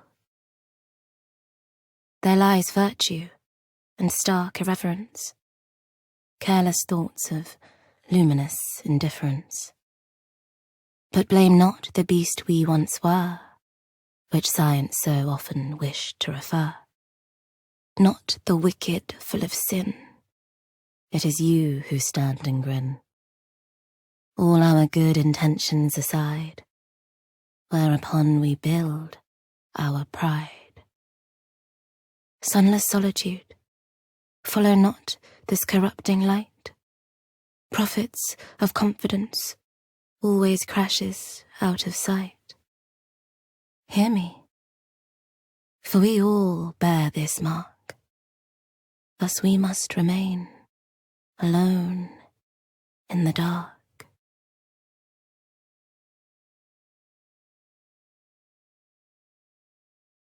And rot.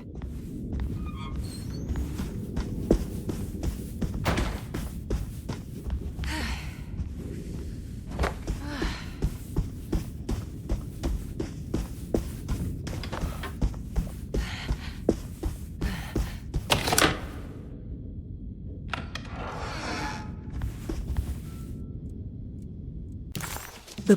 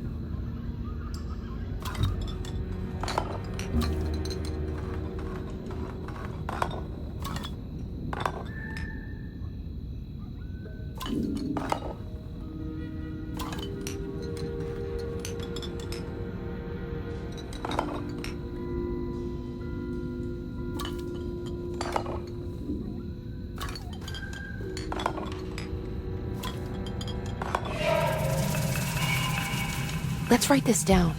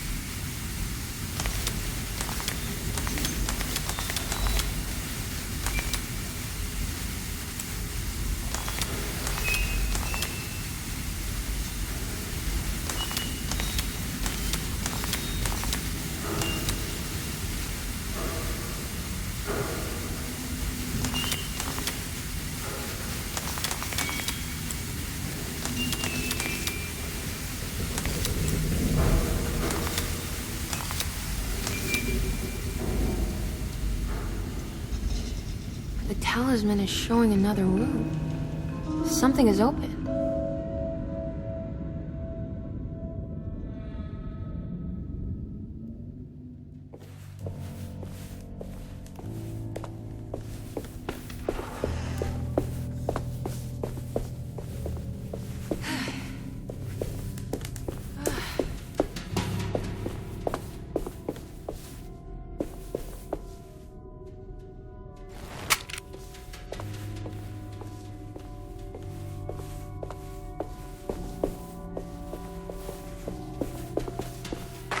It worked.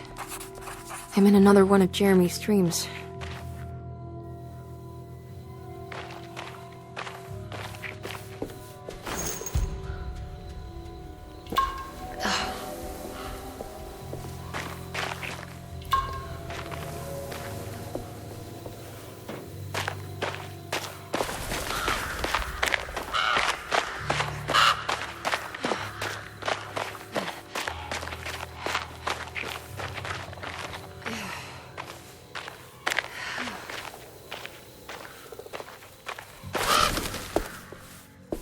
It's been a while since I visited the family tomb. I hope it's in a better state than the real world.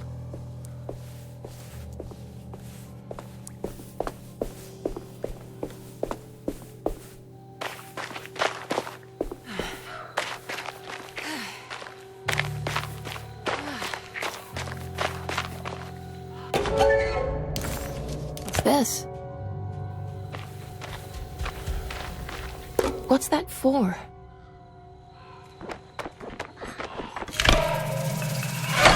There we go.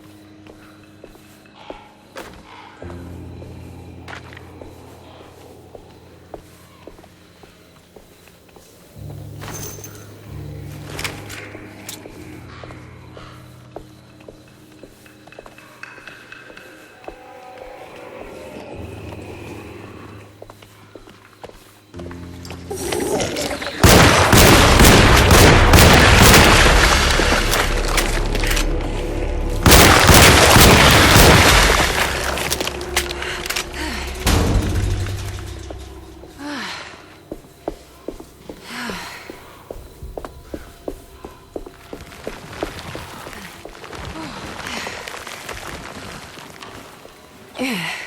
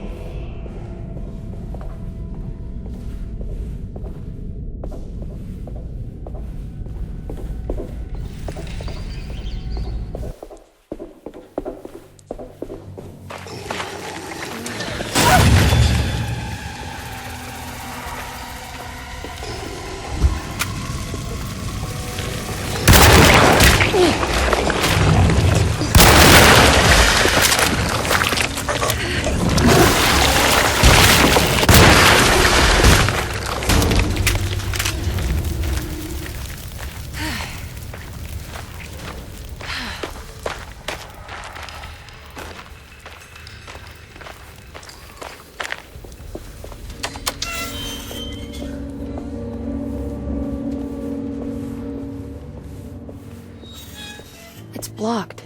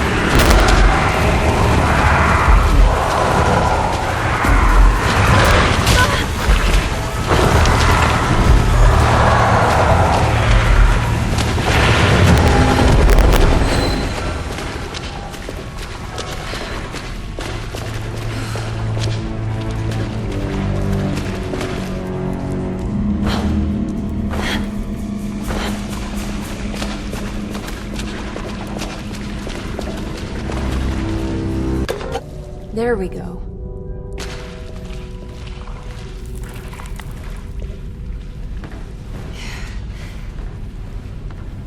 Yeah.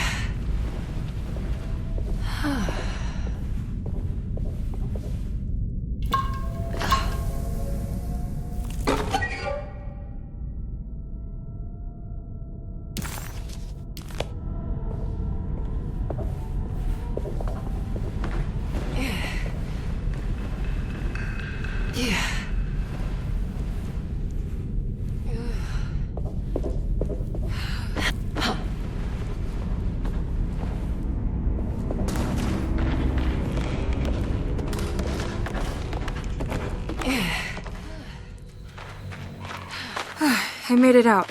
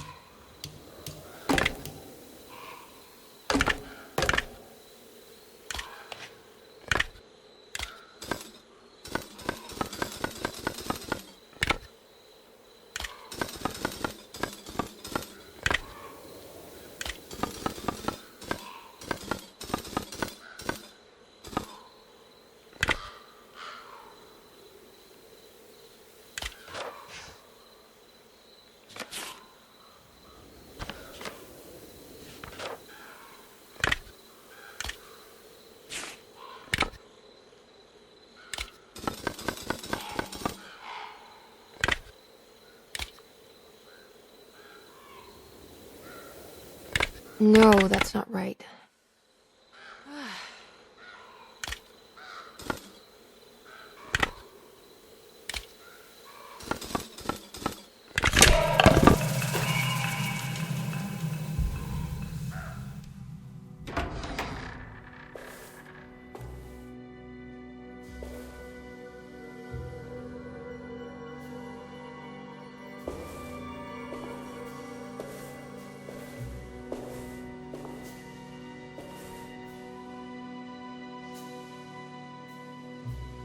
Emily, is that you? Jeremy!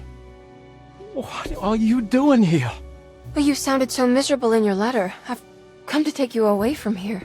I can't believe I made such a foolish mistake. All I wanted was for you to stay away. What do you mean? I bargained with the Dark Man. A pact to keep New Orleans safe with my own life as tribute. The Dark Man isn't real, Jeremy. There's nothing he can do to hurt you. How do you think any of this is happening? How do you still not trust my words? Fine. Then let me help. Don't be foolish. He will bury you next to me in his sunken temple for an eternity. I don't care. I'll find a way. I have my own talisman, and I know about Tarawea. Oh, wait, don't speak.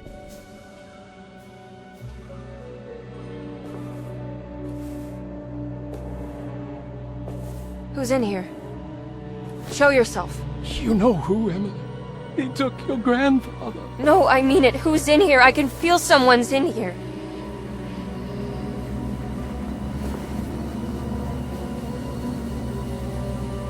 Evelyn!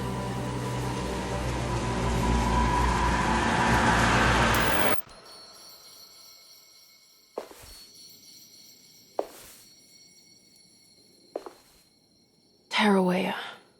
Why do you want to go there, Jeremy?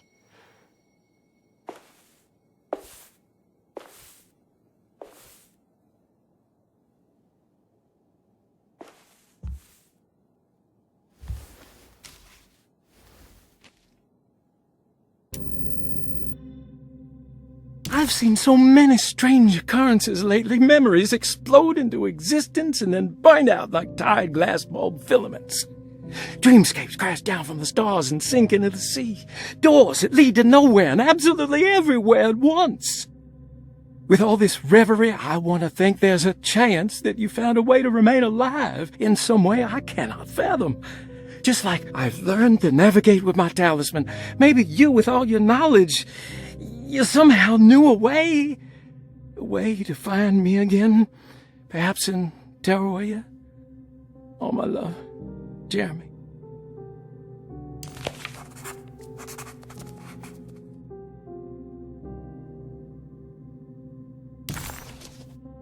I need to find out more about Jeremy's pact with the Dark Man. He meant to go to Tarawea. Maybe there is something there that would... She was beautiful. I wonder what happened to her.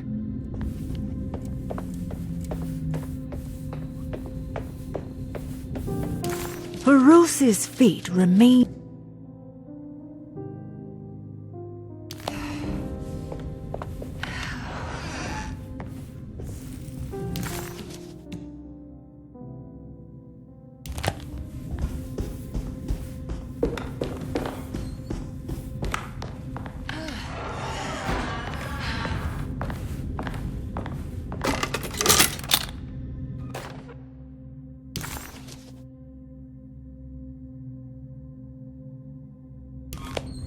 It's a telescope lens. Oh, why would he lock it in here? Jeremy.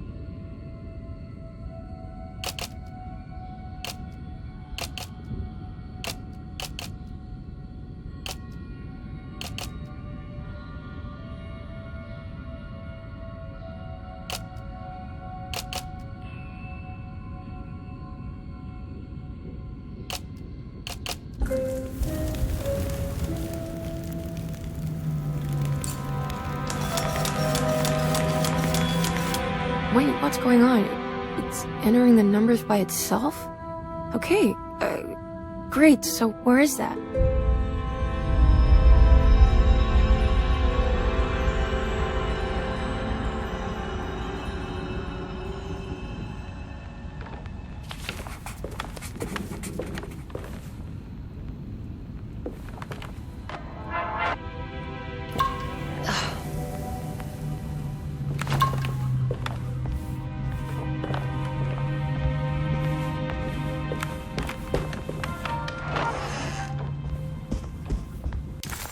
Was this...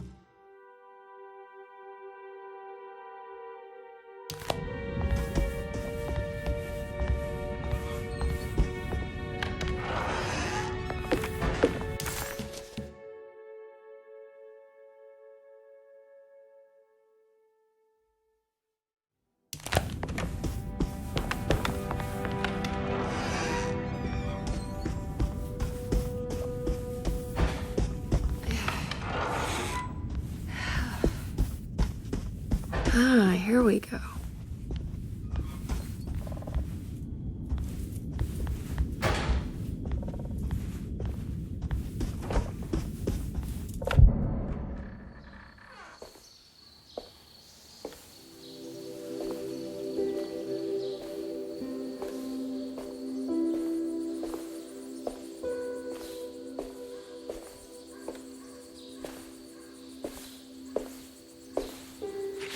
You should not have come, Emily. How do you know my name? Have we met? In a manner of speaking. As a manifestation of Yermi's deepest desires, I am to you unfamiliar. Yet I know of you. Are you Jeremy? Is that what you're saying? I am only his subconscious thoughts. I cannot speak for his totality. How come you have a Spanish accent? And what is this place? Is this Tarawea? This is indeed the fabled convent of Tarawea, where Yermi goes to find peace during his sessions with Dr. Gray. It's all fantasy then. Based on the things he has read and seen. And that includes you. Yes. My name is Juan Luis Jorge. Yermi once read a book of mine. It stuck with him. Can you help me break the pact with the Dark Man so we can leave Derceto? Yermi doesn't want you to. He wants to honor his word to the Dark Man. Why? What's the point? I don't understand what the pact is for. The people of Derceto are calling upon evil to enter this world. Your uncle offered his soul to the Dark Man to contain this disaster. What? No, that doesn't make any sense. The pact will be fulfilled at dawn. As the sun rises, Yermi will forever be entombed in his sunken desert temple. As promised, the Dark Man shall quarantine and starve the evil inside Derceto. What about all the patients and the staff? They will not stand a chance. That's unacceptable. How could Jeremy agree to this? Desperation, of course. Yermi did not choose martyrdom lightly. Well, nothing is lost yet. I'm sure I can find a way to break the pact and save Jeremy. And hopefully the people at Derceto. What even is this evil you're talking about? I don't know much. I think some nightmarish entity from the bayou. I'll just have to deal with that later. First, I have to get Jeremy out of his deal. What? Did you run out of arguments? You're actually quite inspiring, Miss Emily. If we put Yermi's feelings aside, I would have to say I agree with you. Really? You might just be able to save the old man from himself. I think you should take a look in the convent library. Try to find the truth about Yermi's relationship with the Dark Man. Okay. You should know that you won't be alone in those grand halls. The Dark Man has been reading those books for years. He's here? You'll have to be very careful. Of course. I can be careful. Good luck, Miss Emily.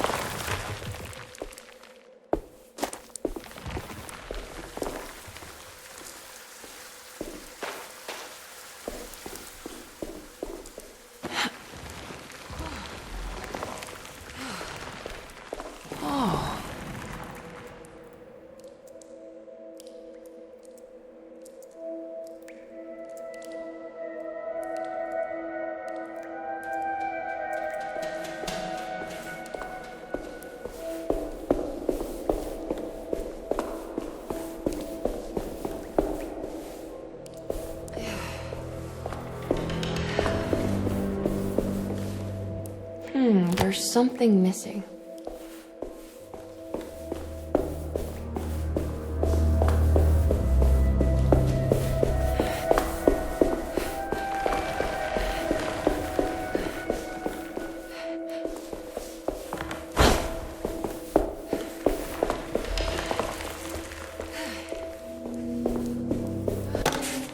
The great library was endless, beautiful, and terrible.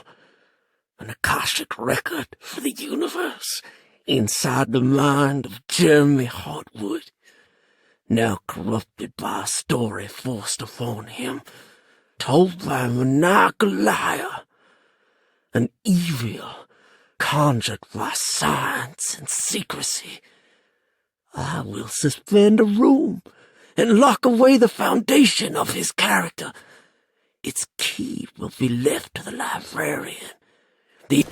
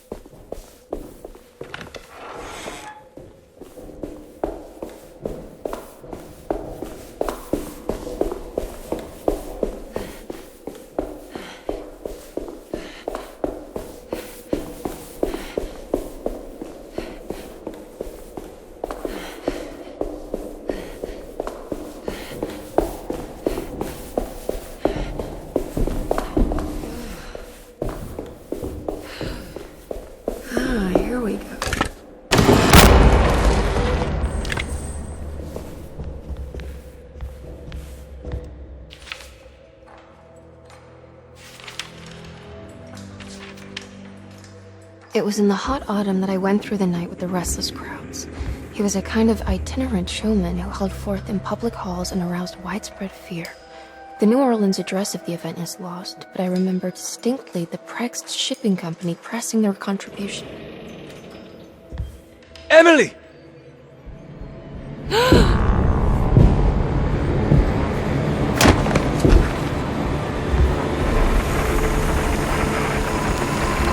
no.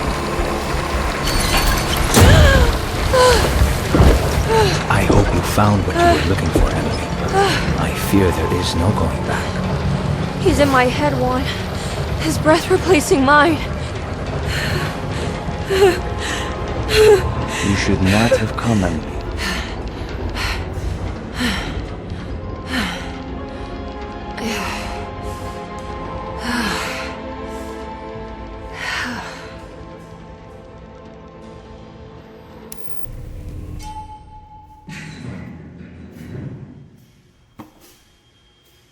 Well, if it isn't my new best friend. Come, join me for some giggle water. Ruth? Oh, Miss Hotwood, don't tell me you've been out swinging without me. Ruth, what is this place? Where are we? Have you never been to the Maccabean before? Goodness me. Tell me, Miss Hotwood, have you ever considered going out for an evening? Are we in New Orleans? Oh, who can tell anymore? I just went inside the grand parlor and suddenly here I am. The grand parlor? Can I get back to Derceto from here? Are you sure you want to? We could stay here and drink the night away. How about a gin fizz?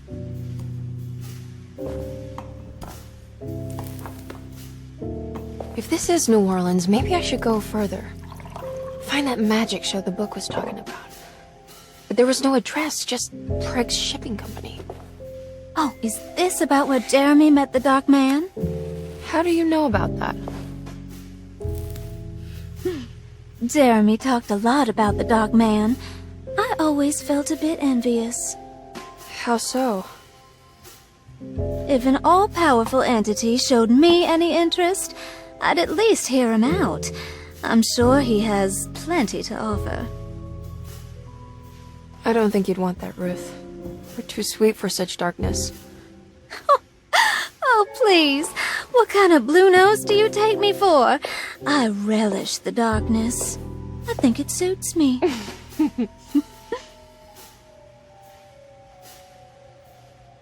You don't happen to know how to find the Prex Shipping Company, do you? Of course. Their office is just over there. Whoa, what happened? You just got lucky. A bientôt, Mademoiselle Emily. Hey, do you know where my uncle is? No, but I bet you're close.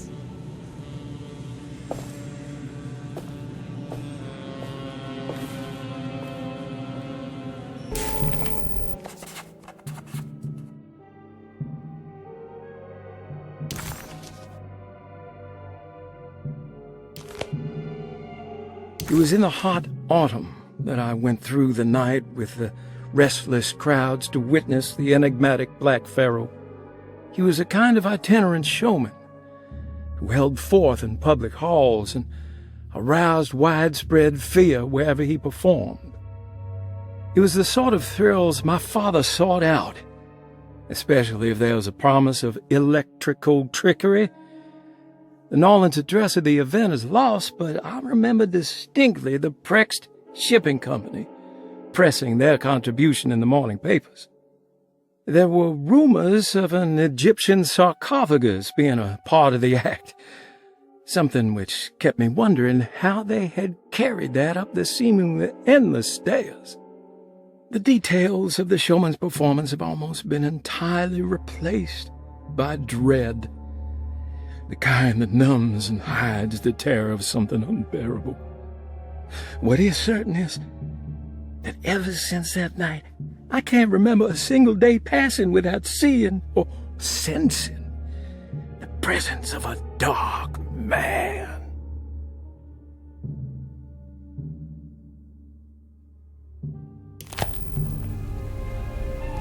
Craig's Shipping Company.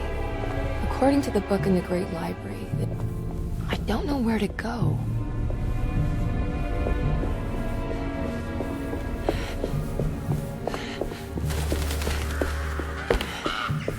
It's locked from the other side.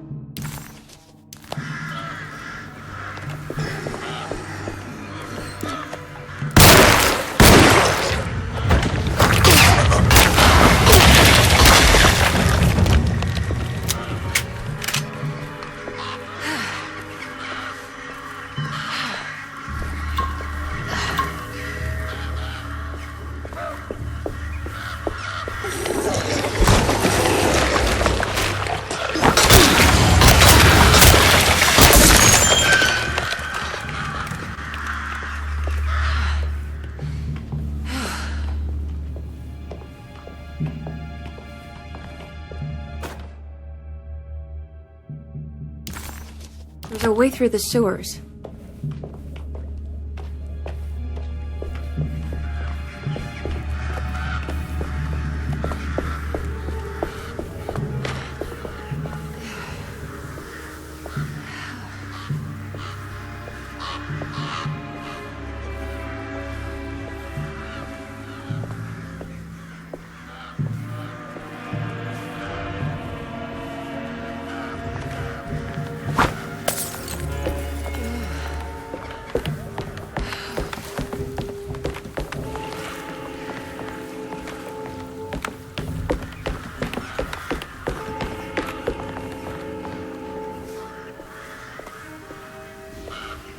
Maybe I can move all that junk out of the way with the crane.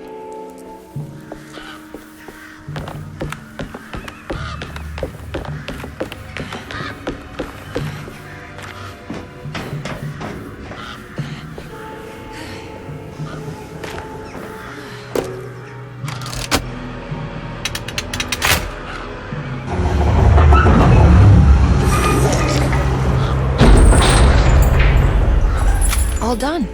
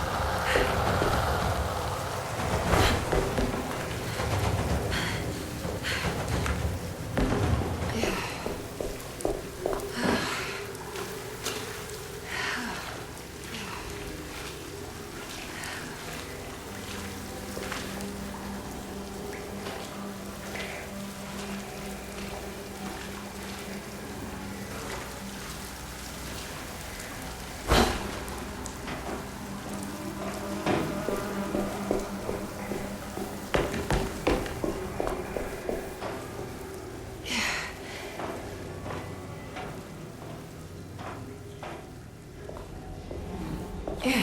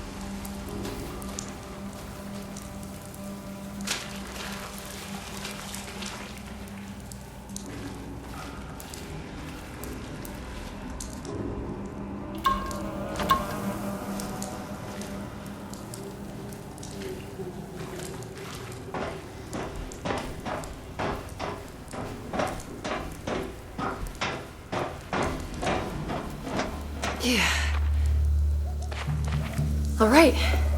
I made it inside the warehouse. Now let's find that address.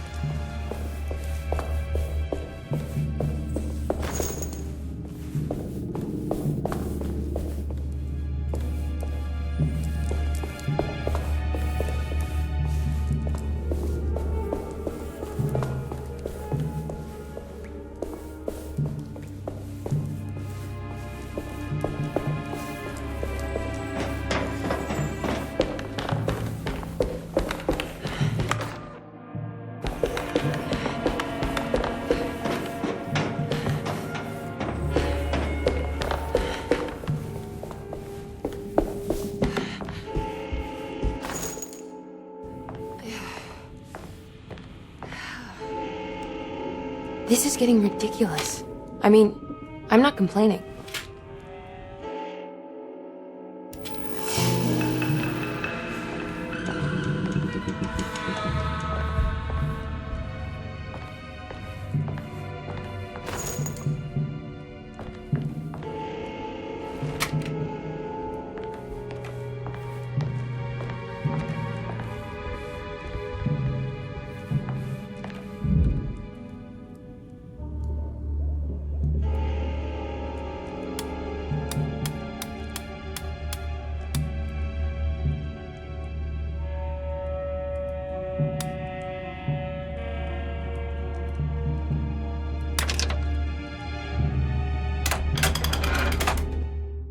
Cargo Manifesto, September 19th, 1892. Breck Shipping Company delivered 4 steamer trunks, 1 Egyptian sarcophagus, and a large wooden crate belonging to the showman called the Black Pharaoh, performing at 18th Street. This is it. The address to the theater where Jeremy first met the Dark Man.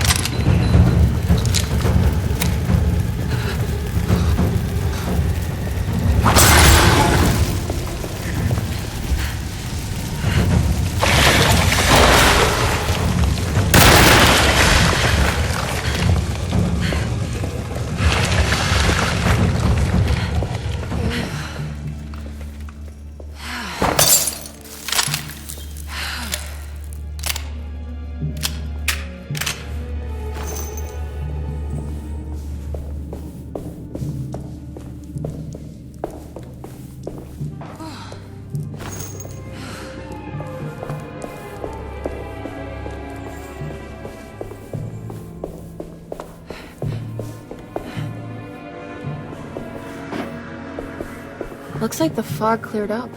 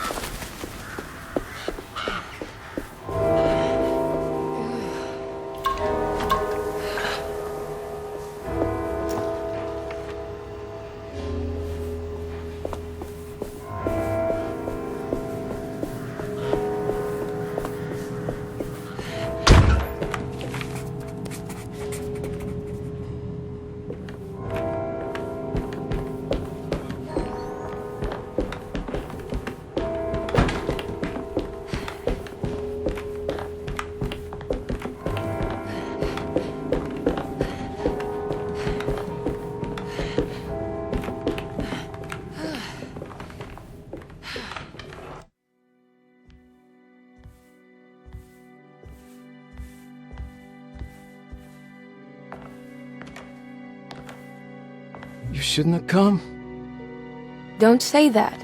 You needed my help. All I wanted was to keep people away from Derceto. Especially you, Emily. You're the only one in the family who forgave me for choosing old age over death. Father still cares for you? He is paying for your treatment at Derceto. To get rid of me! That's the only reason anyone's at Derceto. Someone in the family thought you were becoming an embarrassment. Help me get you out of this mess, Jeremy. I want to take you away. Your father would send me right back.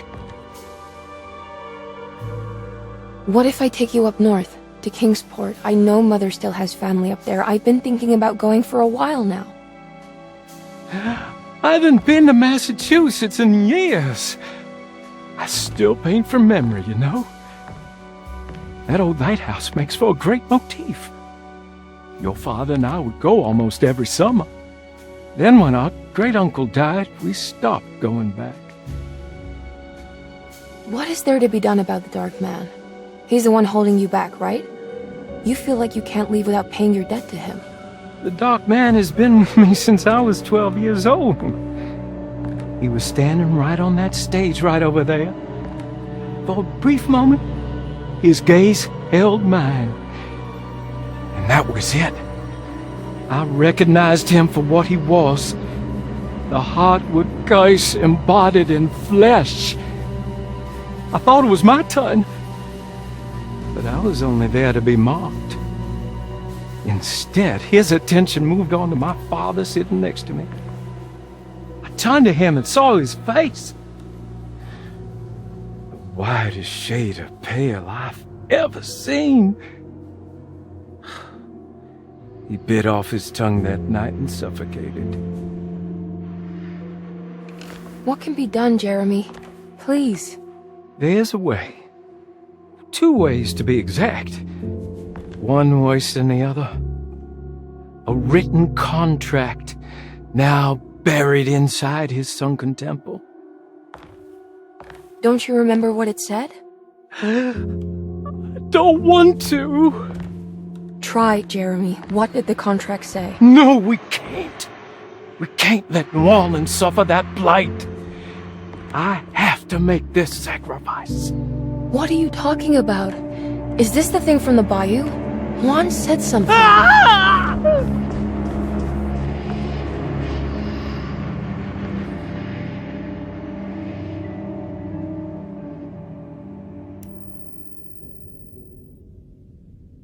Okay, so there is a way to break the pact, at least. Hidden somewhere inside the Dark Man's temple. I just need to find it, somehow.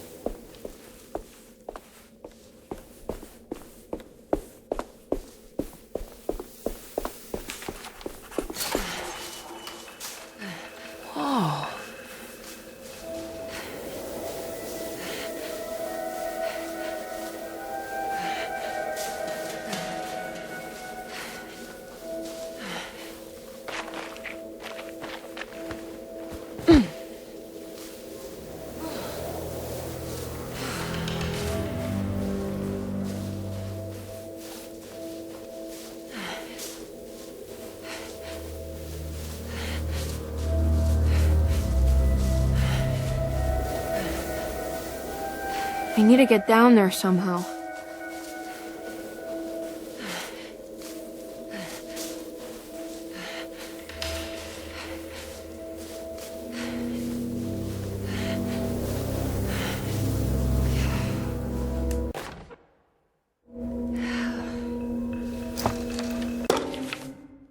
The temple of Nephron-Ka lies under our camp. Despite all efforts, that unholy site did not collapse, but sink beneath the sand. The pharaoh is long dead, his name meticulously stricken from all ancient writing. But that stage meant for blood and terror remains. The temple is said to be lightless, built to harbour all the haunters of the dark found in the very depths of our universe. Calling on the gods meant creating a bridge between our world and theirs. The terrible Aldebaran of Taurus, the black sun, was seen as the most important star in the night sky, because, according to the Kitab al-Azif, it was said to be the home of that crawling chaos known as Nyarlathotep. Through ancient mechanisms, it was said that the priests could open shafts channeling the light emitted by that strange stone called the Shining Trapezohedron. Several streams pooled together above the statue of that dark man would then be sent through space towards the black sun, a message to the gods. The gifts bestowed on the sender are completely undocumented, but often assumed to involve dark blood pacts, where souls are traded for malicious miracles.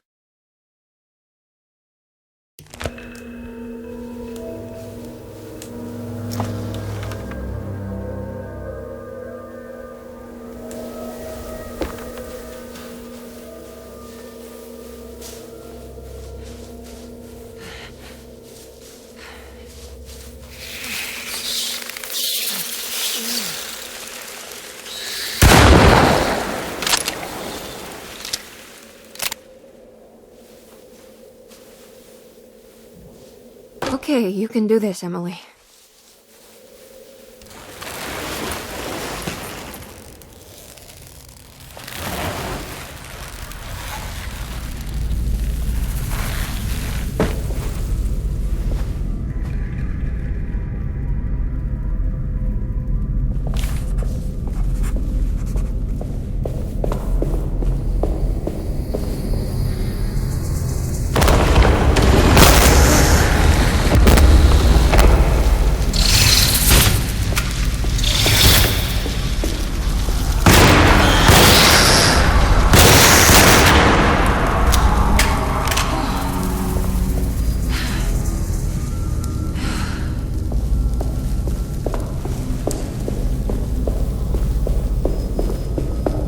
Constellation Taurus. I've seen this in a dream, but as a shallow pit of darkness. This is definitely where the contract is hidden, but how?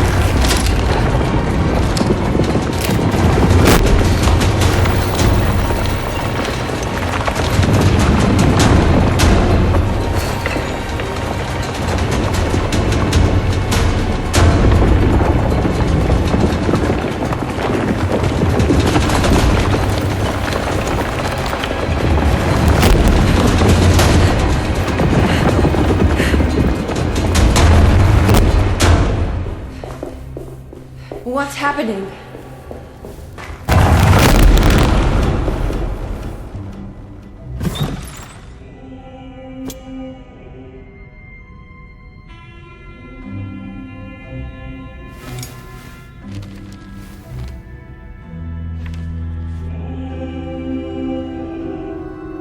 Acknowledge psychological trauma. Break through the barriers of self-deceit, temper, manic behavior. Is this it? Is this the contract?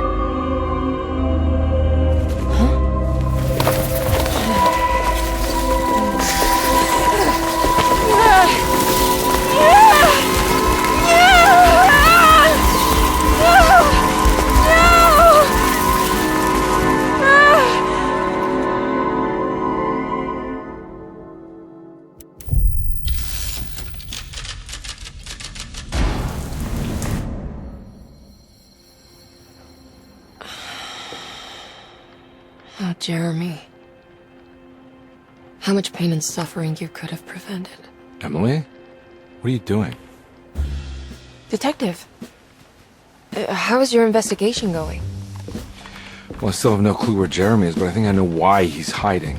This place is full of lunatics planning to perform some kind of ritual tonight. Well, that sounds ridiculous.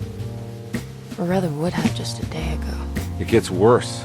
I have reason to believe they killed anyone who didn't want to go along with the plan. Detective, have you encountered any monsters tonight? I just told you, I think they killed people. Beauregard, the author, Perosi, the singer, Mr. Waits, the clerk, Mr. Chance, the gardener, they're all missing. No, I mean, have you fired your gun tonight? Of course not. They wouldn't just kill outsiders like that. It would bring too much attention. But you should keep your eyes open. So you haven't seen anything strange? Been anywhere else? What are you trying to tell me, Emily? Are you in some kind of danger?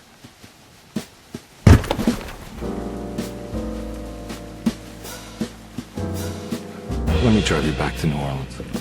I think I have enough. You know, at least get the police to take a look at this case. No, I'm fine. Thank you, Detective. I'll find your uncle, Miss Harwood. Just stay out of trouble.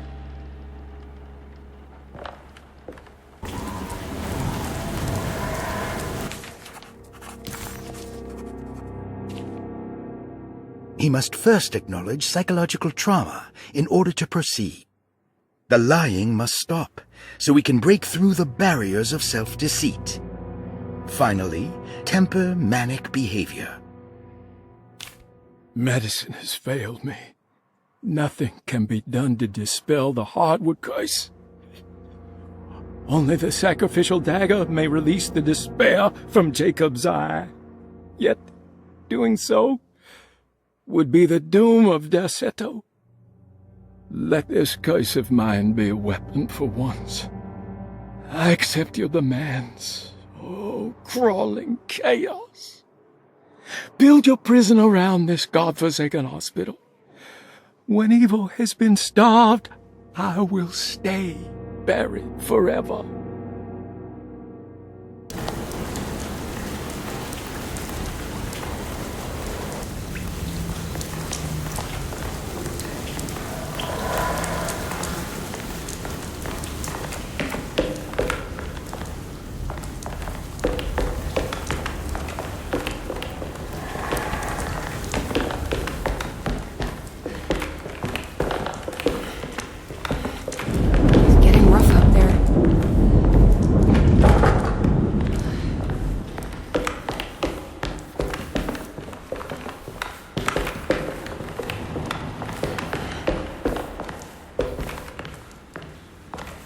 I need the key.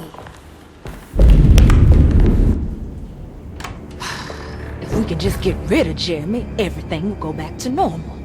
That reminds me. I saw Miss Emily earlier. You remember her? You know she's Jeremy's niece. She's looking for him. That's right. She's helping us, in her own way. As long as she don't stand in the way of the mother of 1,000 young. I don't think she knows or cares about that. She just here for Jeremy. I've been more worried about that Detective Carnby fella. You've been snooping around asking all kinds of questions. God, it hurts. I wish you would stop doing that. Gives me the heebie-jeebies.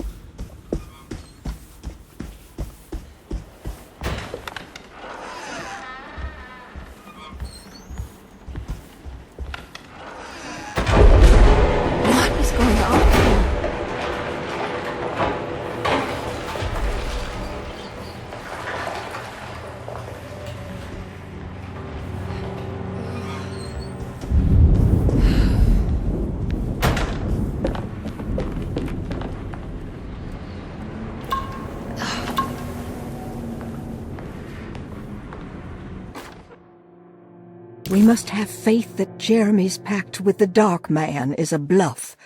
If we are lucky, our visitors will find him and prove it's all nonsense before night falls. What is true is our attempt to call on her. Too many things have happened for this evening to be in vain. Think of Jack and Cassandra, even Perosi, whose circumstances I can't understand. Grace is our goat without horns. She knows it and will play the role. You must talk to your brother, Baptiste. I worry that he will fail us. Mrs. Thompson.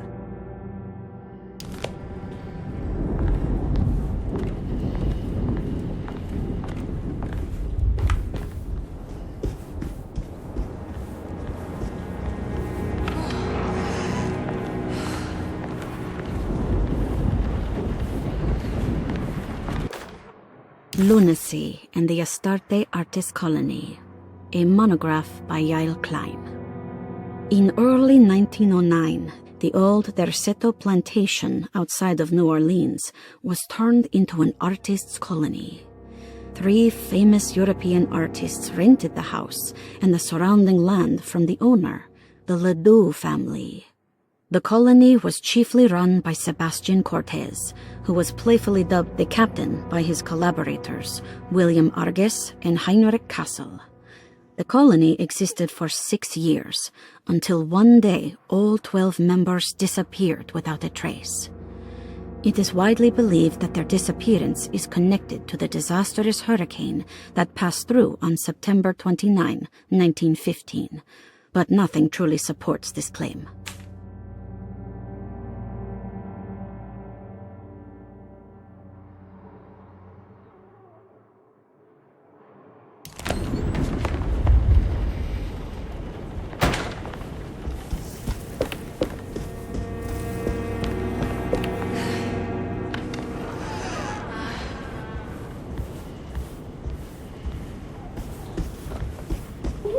No evidence about that.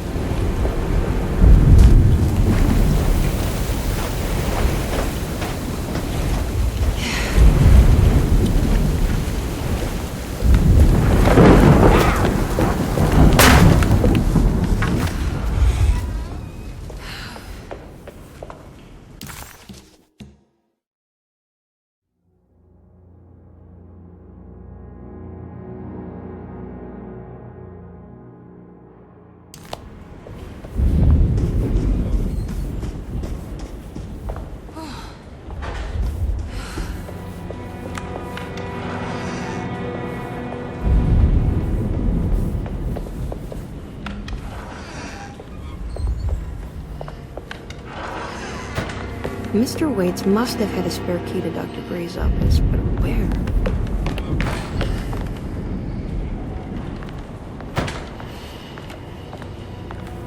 I don't know the combination. Wait, maybe I do.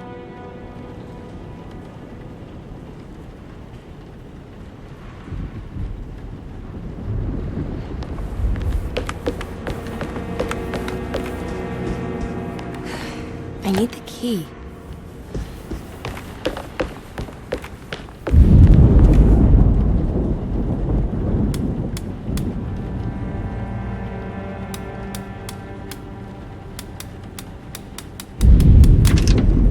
It worked.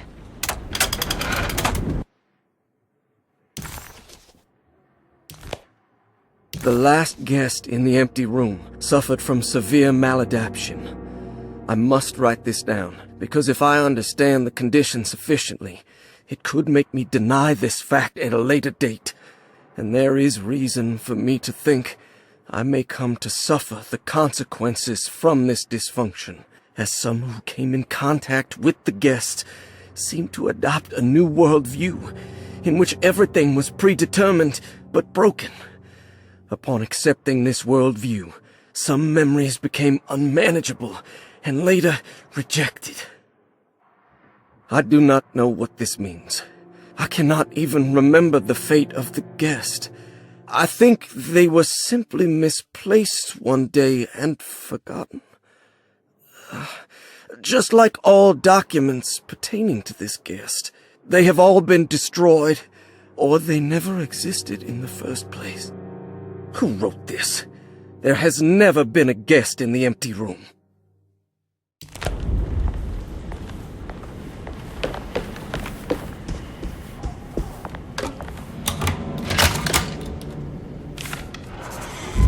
Here we are, Dr. Gray's office. Now let's see if we can find some answers.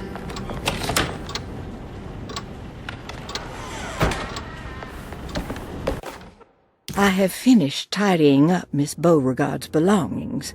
I will leave it to you to contact her agent and have them collect her things.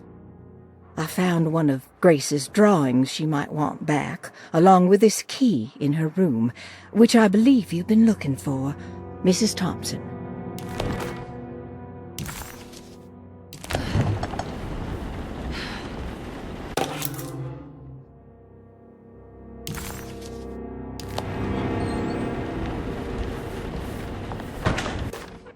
Dearest Dr. Manzetti, I find myself in a losing battle with my patient. As I've disclosed in my previous letter, his delusions have him completely captured. It's bad enough that he is torturing himself with paranoia, but his madness turns out to be quite persuasive to others, effectively laying the ground for mass delusion. I am writing to you in hope that you can give me some guidance. Beyond my ambition to avoid devastating surgery on my patient, I have grown worried about my own defenses. The words of my patient are deranged, yet they often resonate with something primitive within me. I have tried photographing his brain with X-rays. It was surprisingly difficult to get good results. Dark blotches on the plates kept obscuring all details. My patient looked at the bad plates and cried out in terror, telling me the dark areas was the shadow of the worm, eating him from inside. I could not see anything out of the ordinary. I hope this is a sign that my mind is not as receptive to the madness as I had feared. After further inquiry, my patient described the shadows inside his mind as some kind of chthonic monstrosity that wants to undermine his sanctuary. This is clearly a reference to a place he calls Teroea, a sort of library or convent that works as a psychological haven. With this imaginary haven threatened by this Chthonian, he has now constructed another, less pleasant hiding spot. Lately, he has been bringing up a metaphor of a steamboat that has run aground, that he feels like he needs to start the engines and reverse, but he is afraid that the hole in the hull would cause the whole ship to sink. I've been watching him turn this metaphor into reality for the last week. He knows it's made up, But he is doubling down, trying to make it a real memory. I feel certain that this is my chance to break through the barriers of his self-deceit.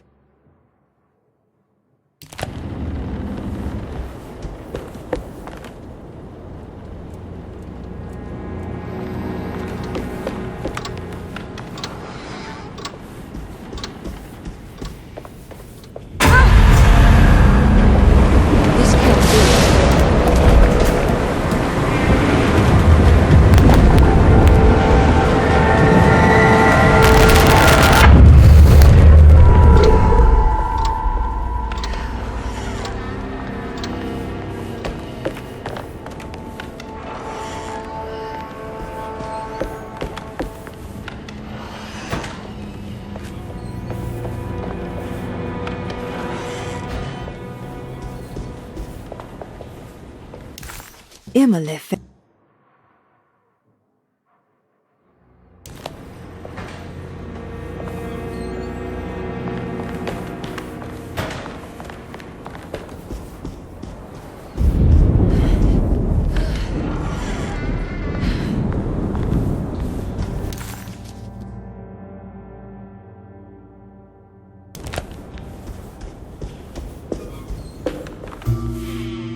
Hey, little lady, how's your evening been going?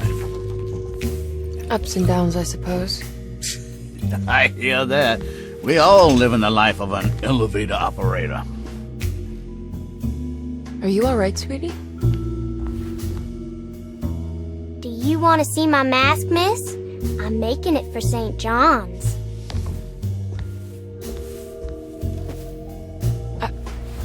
How did you... Is that supposed to be my... Ow! You should learn your place, little girl. Why are you acting this way? What did I ever do to you?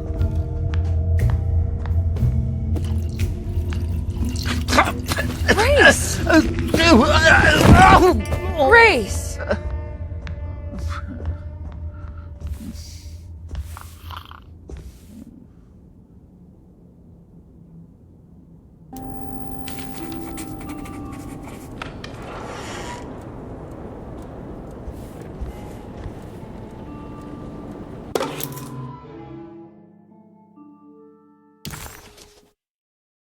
I'll just borrow these.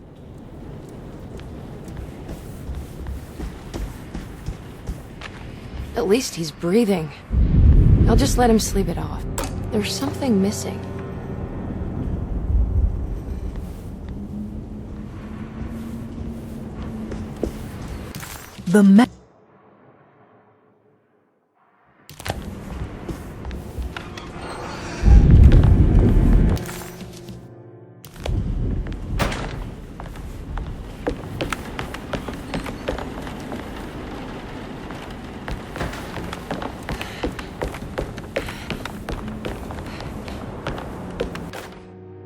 Jeremy knew that the only one who could help him now was the guest in room number 3.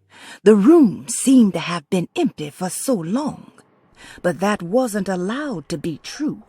The story needed to be different.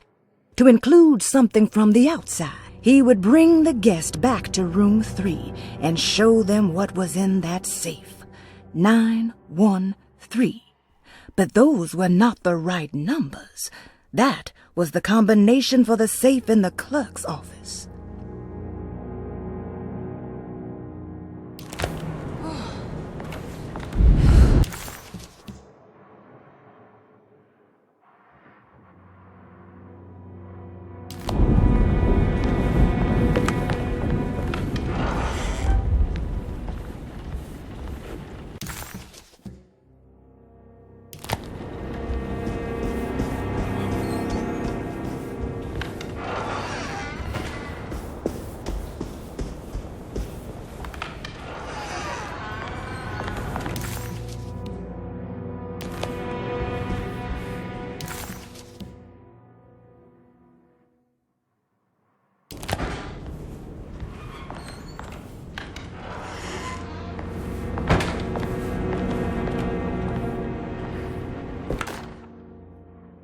Detective Comby, I'm terribly sorry that my niece has pulled you into this mess.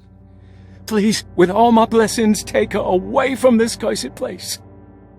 I have destroyed that eater of worlds and locked it away in the attic and retreated to a place of hiding.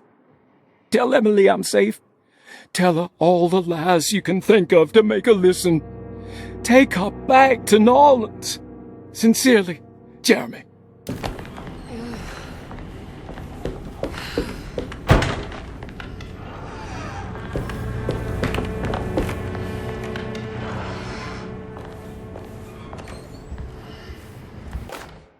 Brother, I need you to trust me. This is the most important moment in our family's history. I know you have doubts and that the terrible Mama Loa told you lies. I would never betray you. I promise. Lottie.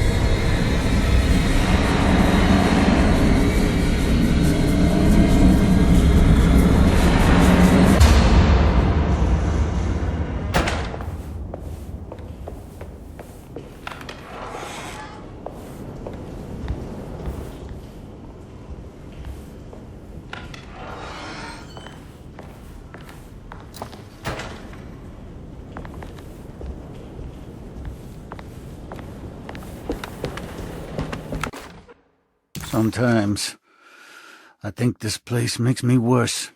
That Derceto might be my grave. A coffin made of ostentatious architecture. A Taj Mahal for the drunken depressed. There's something about Derceto. Something about Dr. Gray. Like we all pretend that we're here to get better, when in fact we are here to be forgotten.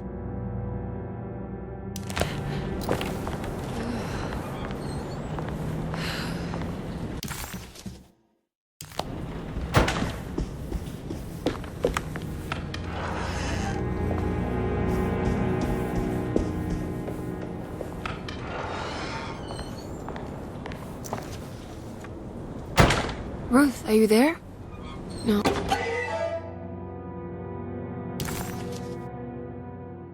Of course not.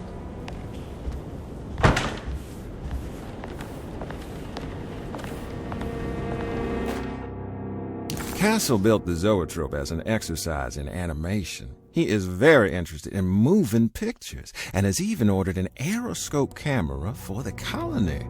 I'm looking forward to seeing what kind of phantasmagoria he will produce. For now, his zoetrope entertains me greatly.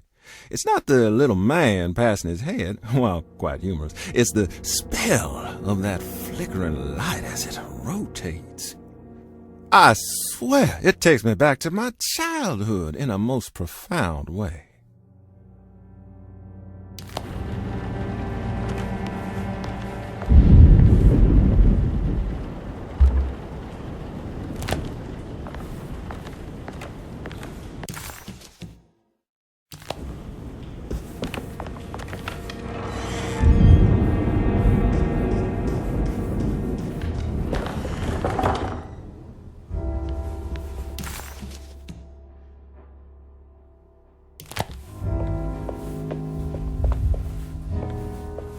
What is going on here?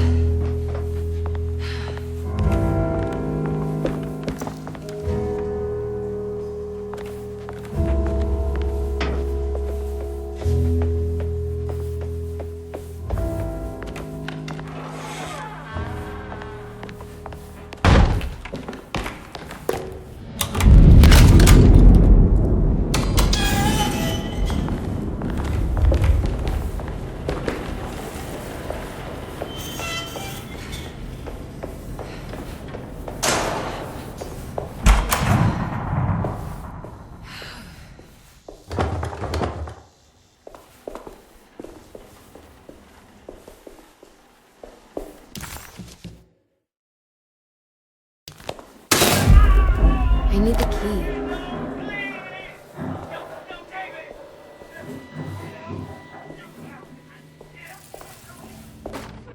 Radiography. Patient Jeremy Hartwood. Date June 14, 1930. Plates. Jeremy's skull proved difficult to capture properly. Partial radiographs worked best. A complete picture of the brain can be assembled by piecing 3 plates together. Observations. Even when looking at an assembled version, a shadow covers significant parts of Jeremy's brain. Possible tumor, but more likely that the equipment is failing. Jeremy reacted strongly to the pictures and claimed to see a giant clay worm eating and displacing his memories. Notes. While this exercise has left me nowhere closer to an answer, I feel confident that a Burkhardt lobotomy should sever all necessary parts.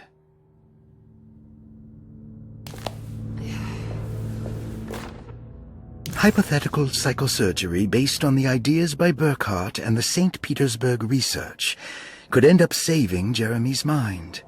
Severing the connections around the frontal lobe would certainly solve most mental afflictions. The procedure would be brutal in performance, as well as in efficiency.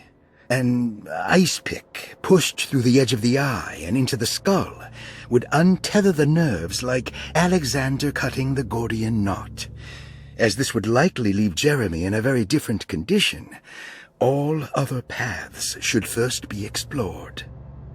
The medical instrument I would need for this lobotomy is missing, and I should have Waits order a new one.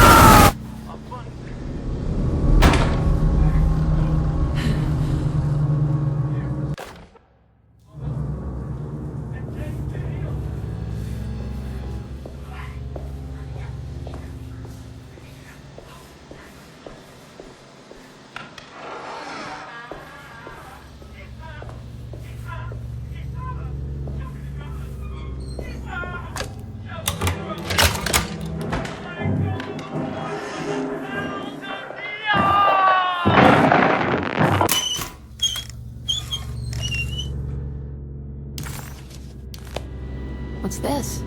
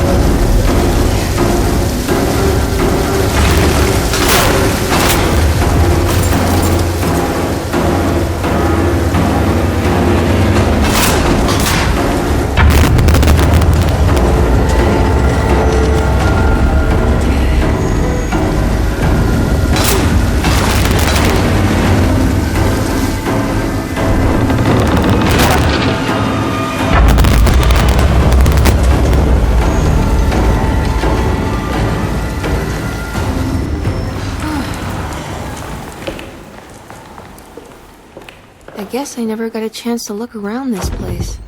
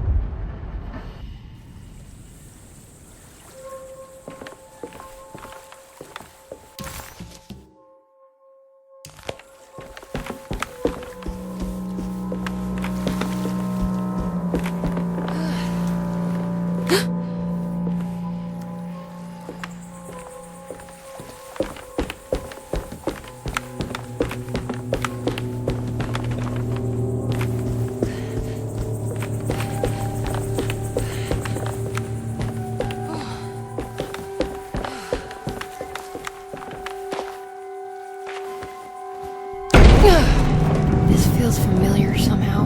Hello? Is anyone there? Jeremy, where are you? I'm stuck in the mud and the fire's taking me. Jeremy? Can you hear me? The motor is dead. I can't do anything more. Hang on, Jeremy. I'll get the boat running. I'll get you out of here.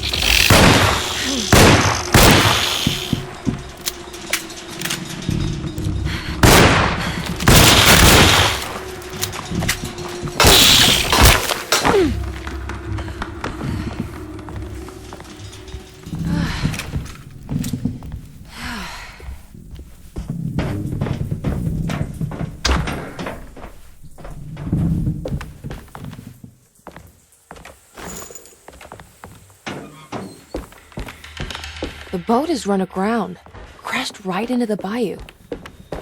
If I get the motor running, I could try backing into the river.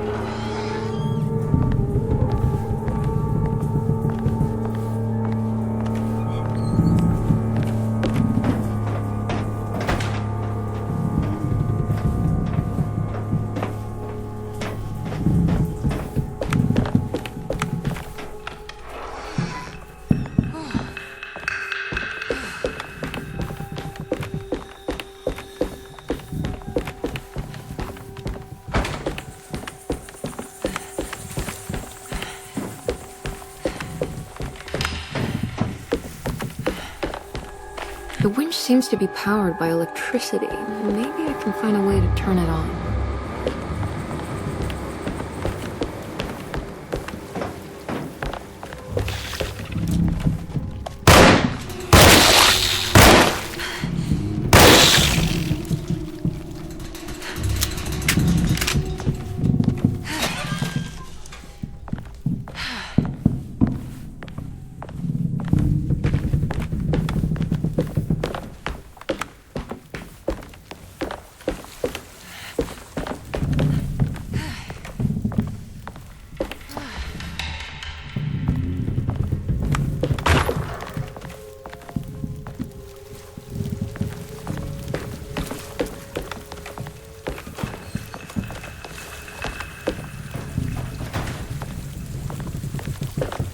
I can break this, I just...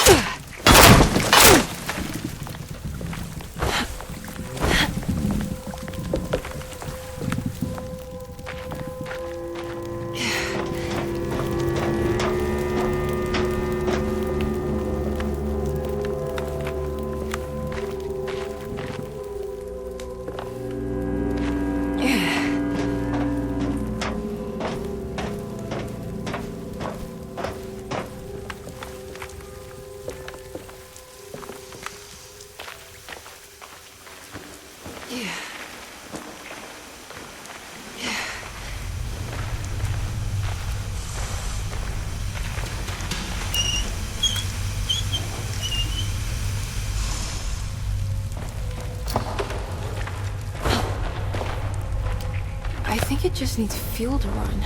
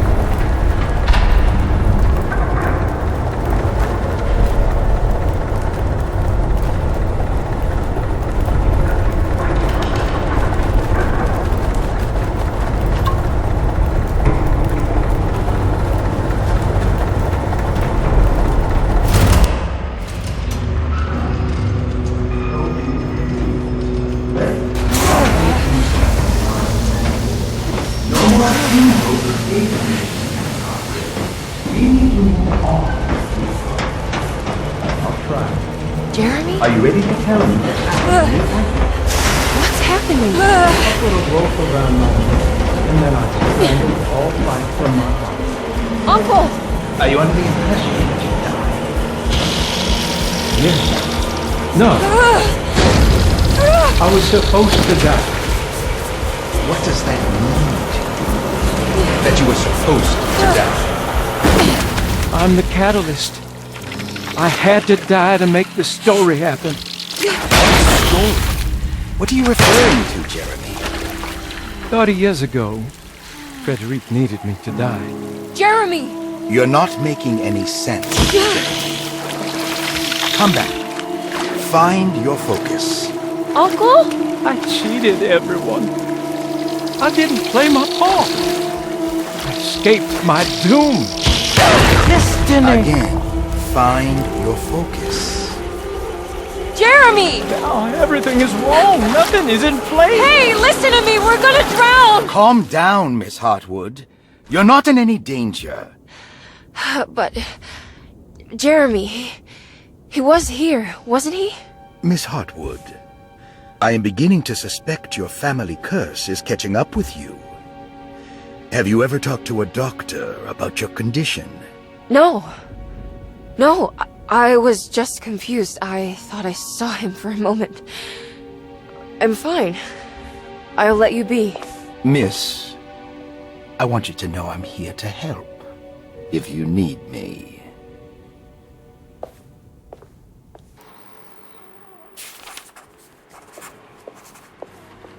A ghost lived.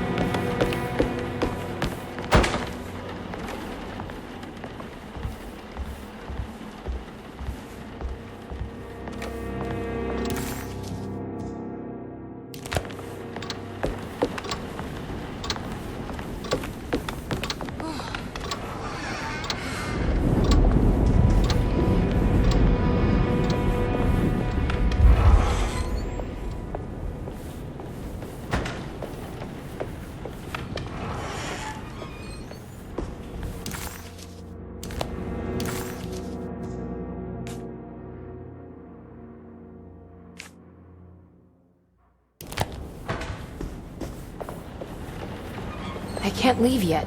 I need to get Jeremy out of here.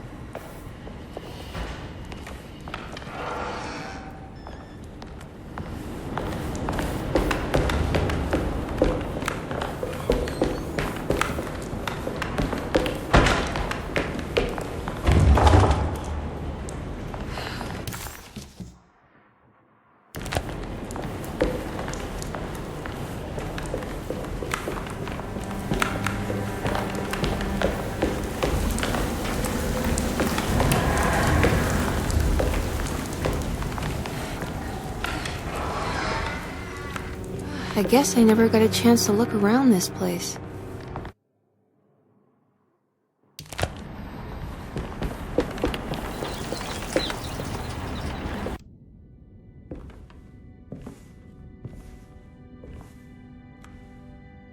They're coming. I have freed hellish forces, and now the price must be paid. Derceto is the prey of evil. The sun has set. They will find my body, but will not have my soul. I can imagine the master's fury and the terror in the hearts of his slaves. I hear their footsteps. Some may understand what I have done. May God forgive me. Farewell. What would happen if I refuse? Would the whole world come upon? Or would everything conspire to make a new story? Maybe one where I live.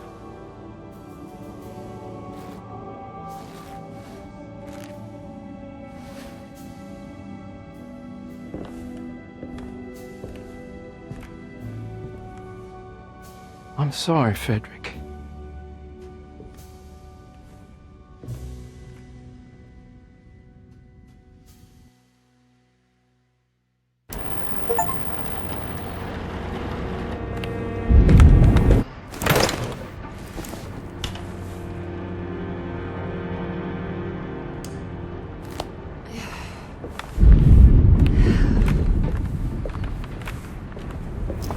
What's this?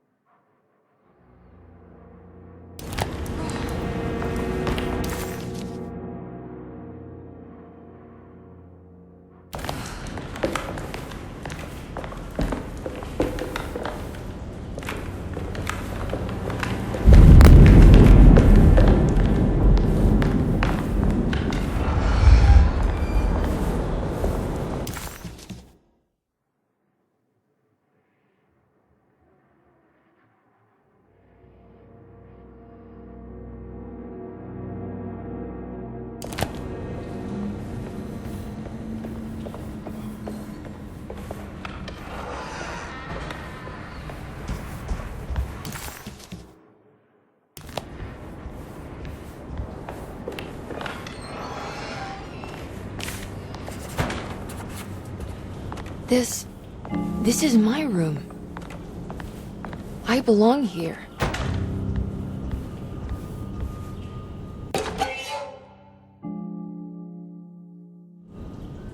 I recognize this view.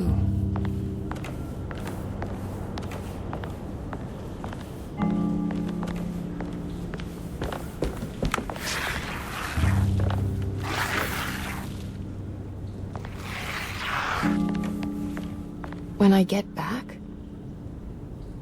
I did this. I wrote that. I don't know the combination. Wait, maybe I do.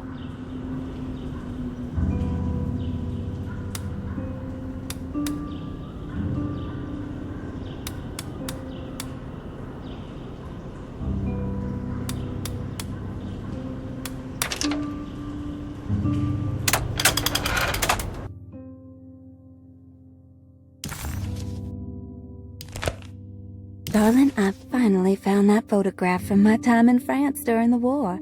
I don't expect this to be your fiancé, but it did make me think of him. What an incredible man he must have been. You were lucky in a way. He could have been a nobody and died falling into the Mississippi. Instead, he volunteered to travel across the world to fight for people in despair, dying with honor like Achilles at Troy. I am jealous of you. Or maybe him. It's all incredibly romantic. That's what I wanted to say. Please feel free to use my camera if you want to. It might cheer you up. It might bring him closer to you. Even if just in memory. Ruth. How long have I been here?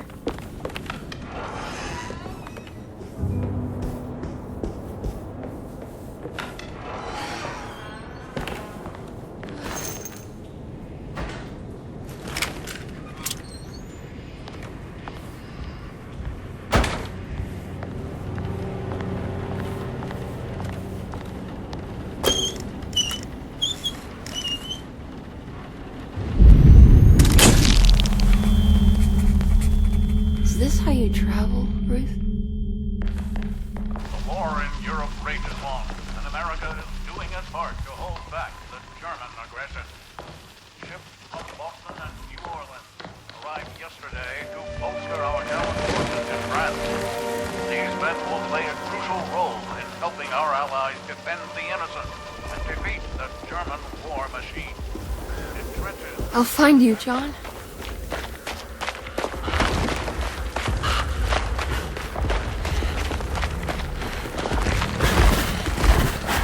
What was that?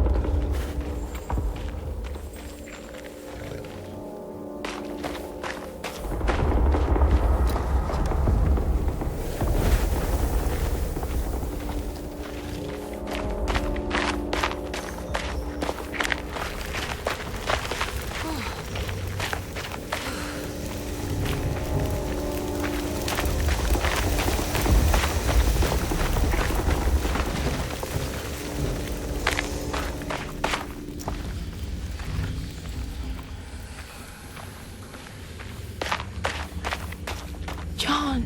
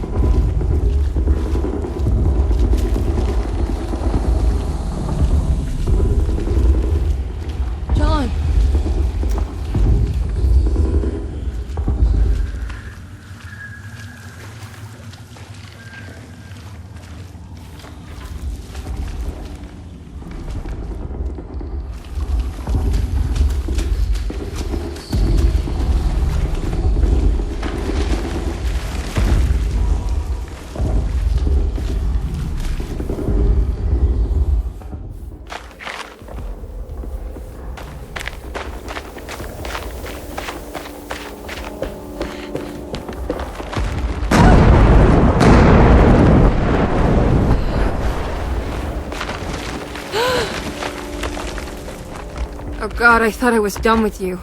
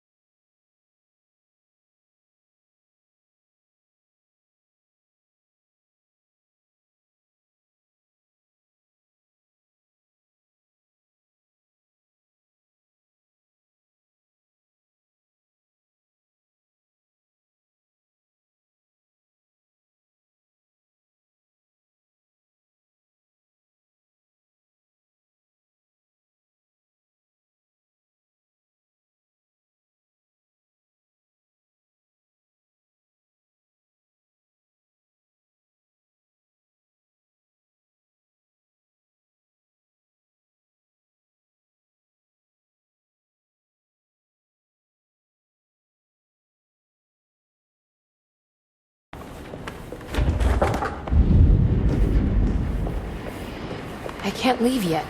I need...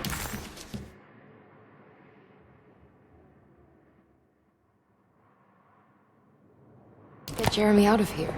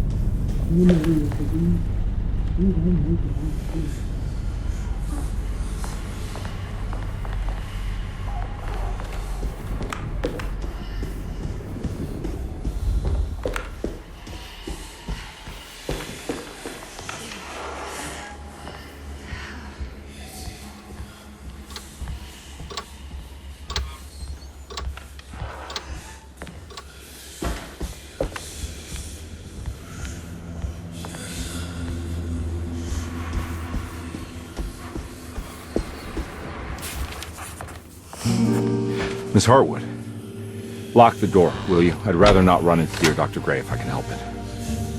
This feels strange. So very strange.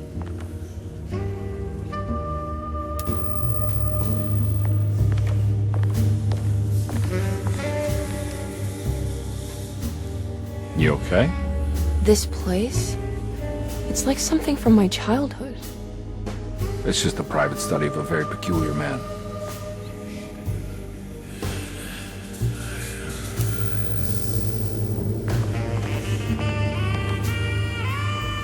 I think this is it. I'm properly mad. You should be. Dr. Gray's playing with fire. Derceto's a powder keg of loonies, all ready to play their part in a murderous cult.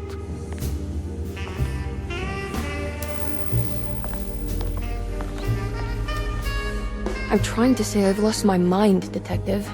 The Hartwood curse has caught up with me. I'm sure you're exaggerating. Try to focus on whatever you've been doing. Right.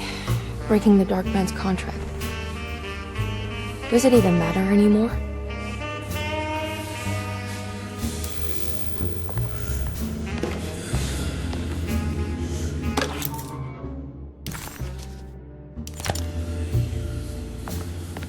There's a book missing.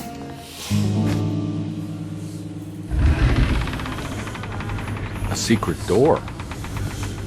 Looks like it. Careful. Let me go first.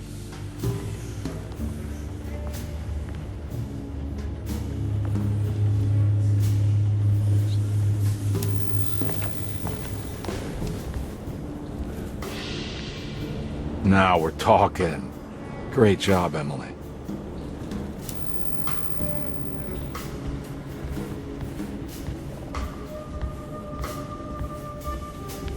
Should I even be doing this? Do I want to know?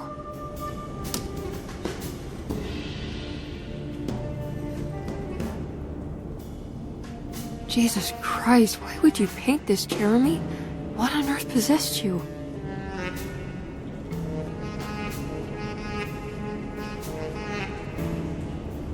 Oh, God.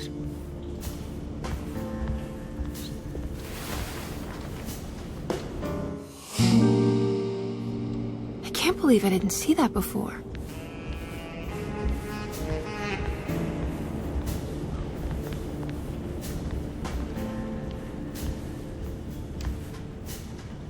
Found anything? Oh, Dr. Gray's in so deep, I knew it. He's as mad as his patients. I mean, look at this. She who can till the soil of this sick world and begin again, the black goat of the woods with 1,000 young. Absolute insanity.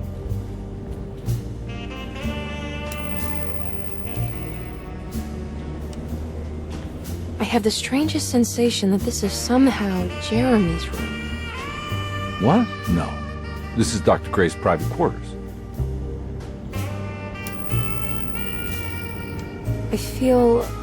I want to apologize, Detective, for my elusive behavior tonight.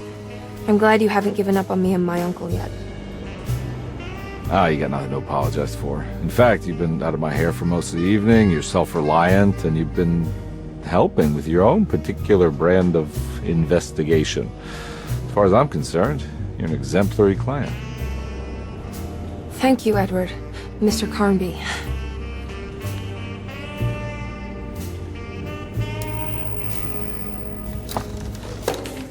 Good to finally meet you, Mr. Hartwood. I'm here on the behalf of your brother Philip. You were expecting me, weren't you?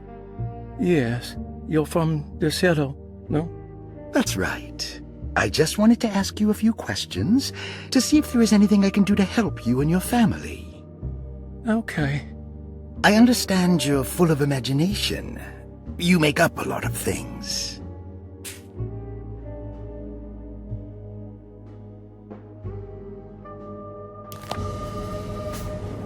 This has something to do with the numbers for the talisman. The Snake Dagger, a monograph by Yael Klein.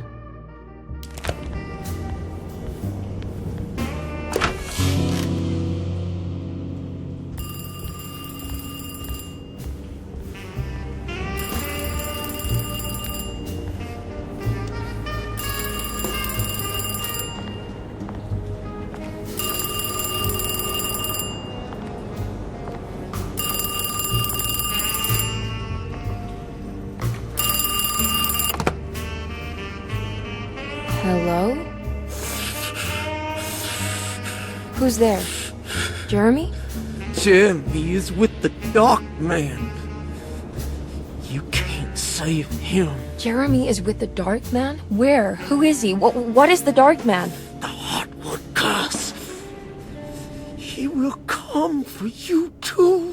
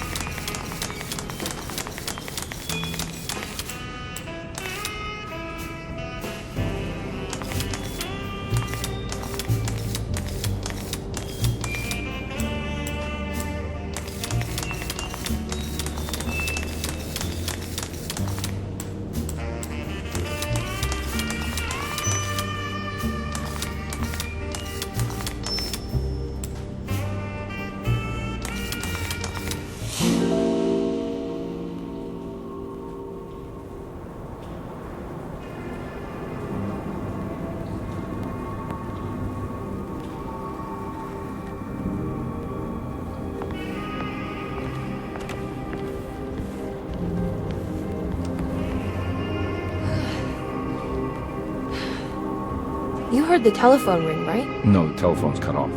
I tried calling the police earlier. Yeah, that's what I figured.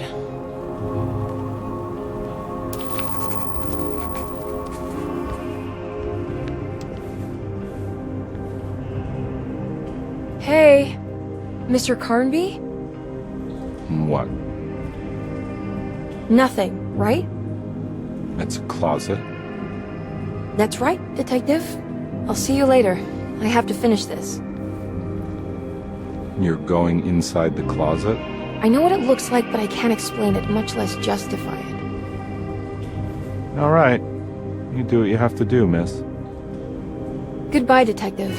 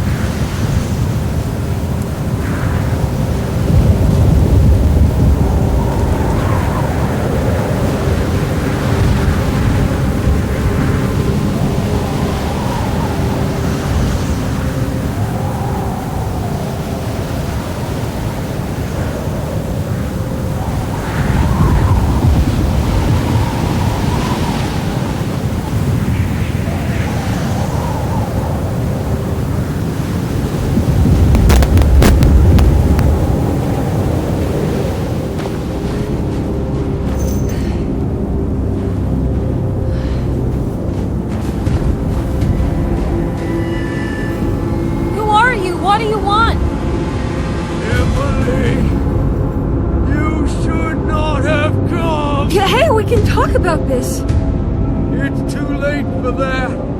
It's too late.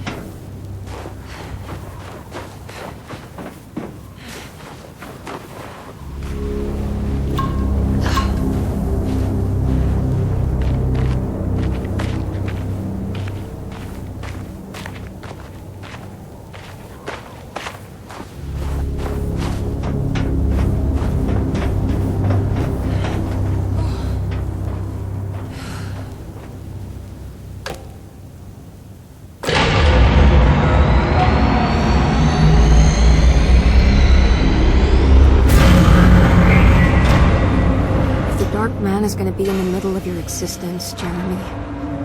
Then at least set everything over.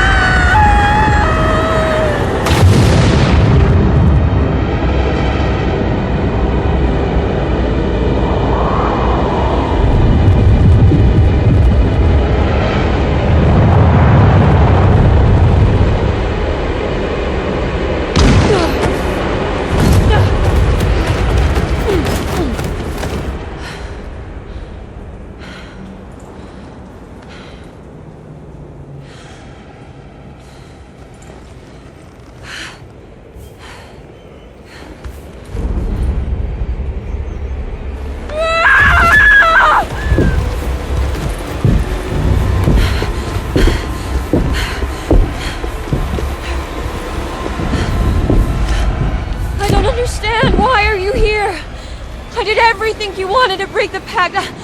What else can I do? Wait, it did work. That's why you're coming after me. You're in my head now. In that case, I hope you enjoy your stay. Emily, stop! Don't worry. We got you.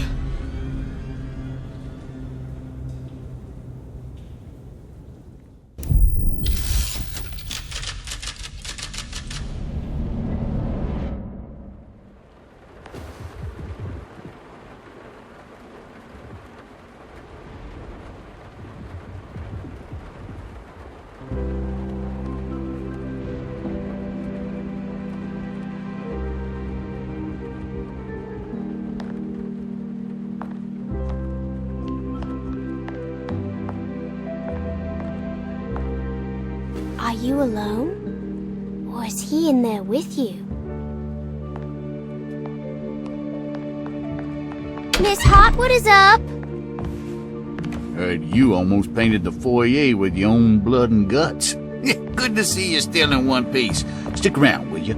It's going to be an exciting night.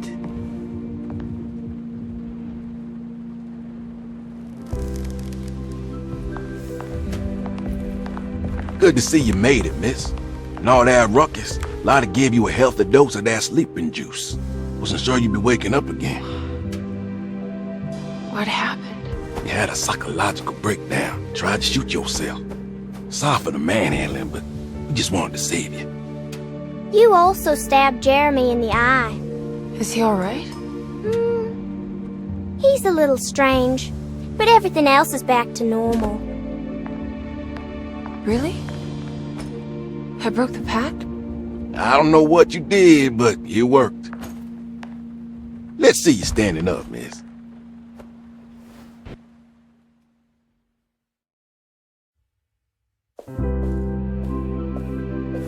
Jeremy, are you okay? I'm so sorry for hurting you. How can you ever forgive me? Emily, I missed you so. I do hope you'll stay with me for a while. Uncle, what's wrong? Is it anesthesia? He seems so meek. I wish that was the case.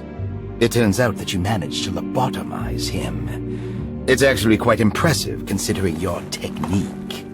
This is permanent? You sacrificed a piece of his mind to save the whole.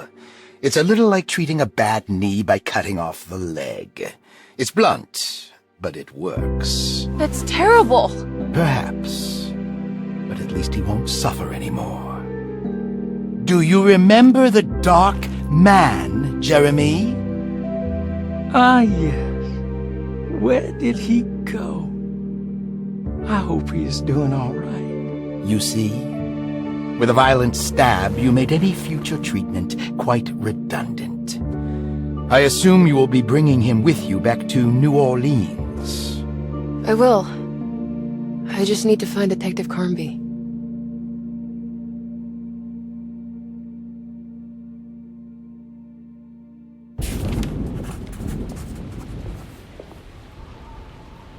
I'll be back soon, Jeremy. Then we'll go back to the city. How fun. I do like riding in the motor car.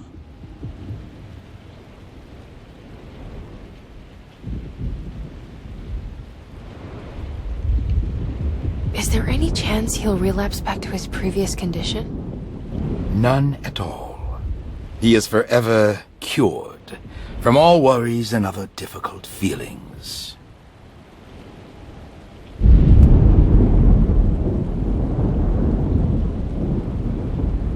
Have you seen Detective Carnby? I'm sure he's around here somewhere, poking and prodding.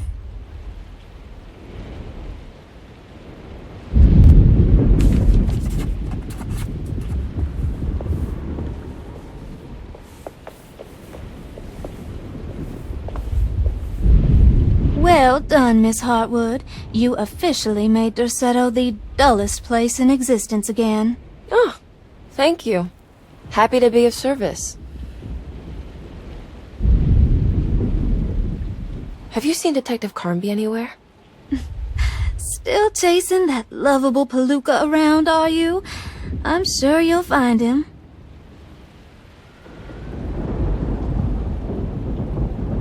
Can I write to you when I get back to town?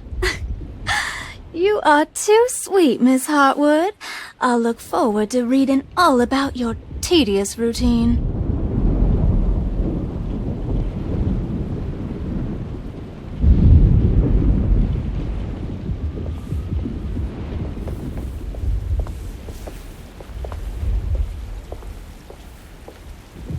Good to see you're still with us, miss. Are you hungry? No, thank you. I'm still a bit woozy.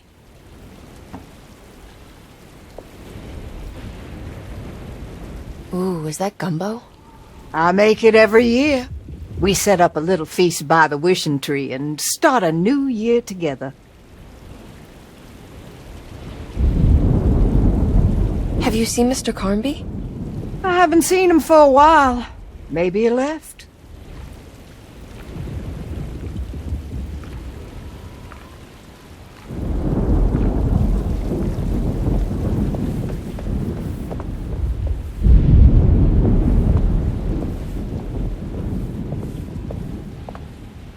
Looks like a storm's coming. Radio says it could get real bad. Floodings and such.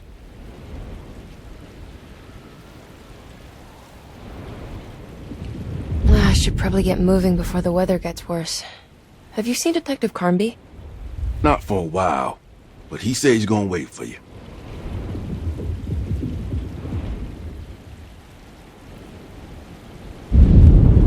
Take care, Batiste. You too, Miss Emily.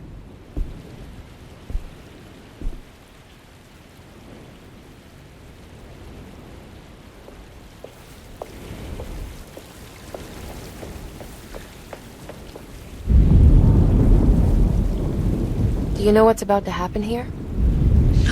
Just a little ceremony we do each year on the eve of St. John. We raise our glasses to the old wishing tree here and ask for a better year.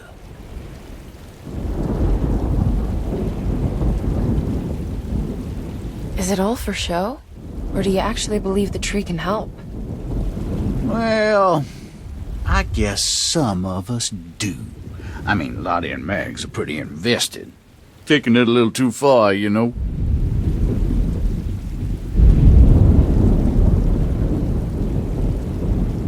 Sounds like you might be in a cult. Yeah, I can see how you think that.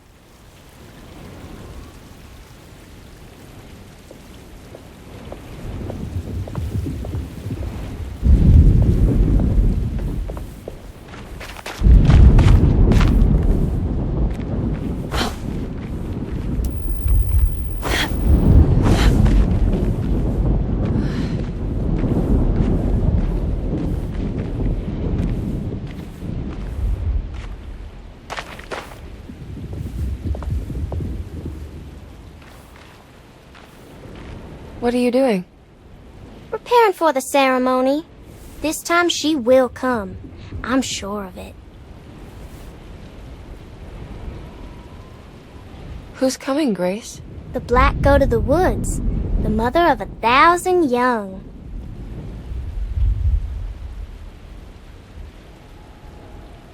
I hope you find what you're looking for, Grace. Whatever it is that you need. That's a terrible thing to say.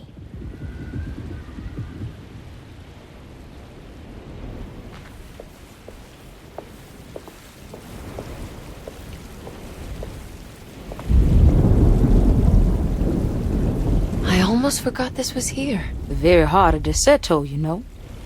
Almost time to call on her.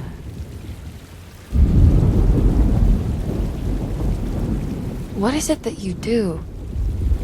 Is it like the voodoo rituals you read about in the papers? I don't know, miss. I never saw one up close. My family has always been suspicious of the hoodoo.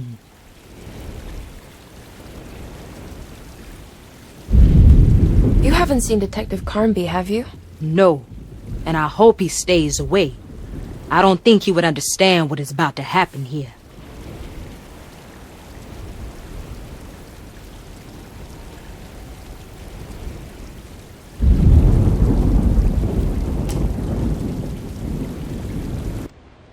Everyone knows what to do?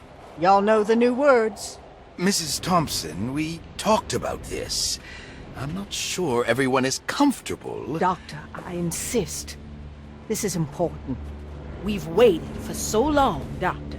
Let's just go with the old song. Not every change is an improvement. Boss, good or bad, we need to move forward. All in, Doc. Let's bet it all. But we don't know what we're dealing with. It'll be okay, Doctor. Better even.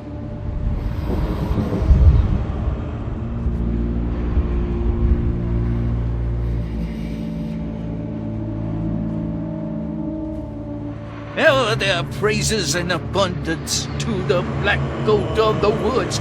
Hear us, brother. Take pity on us. Take pity on us. Ever there praises and abundance to the black goat of the woods. Ever Hear us and take pity on us. Take pity on us.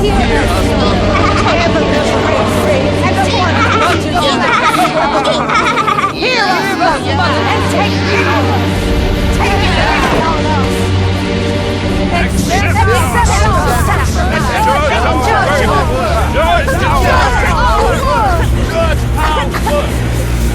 What are you doing? This is madness! This here's what needs to happen. She's just a child!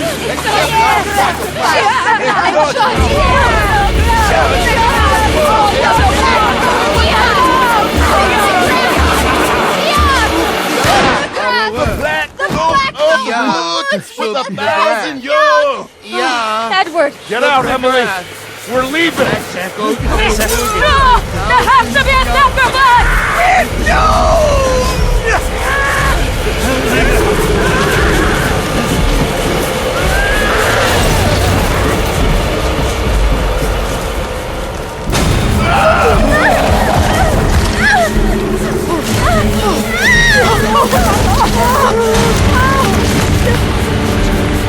Come with me.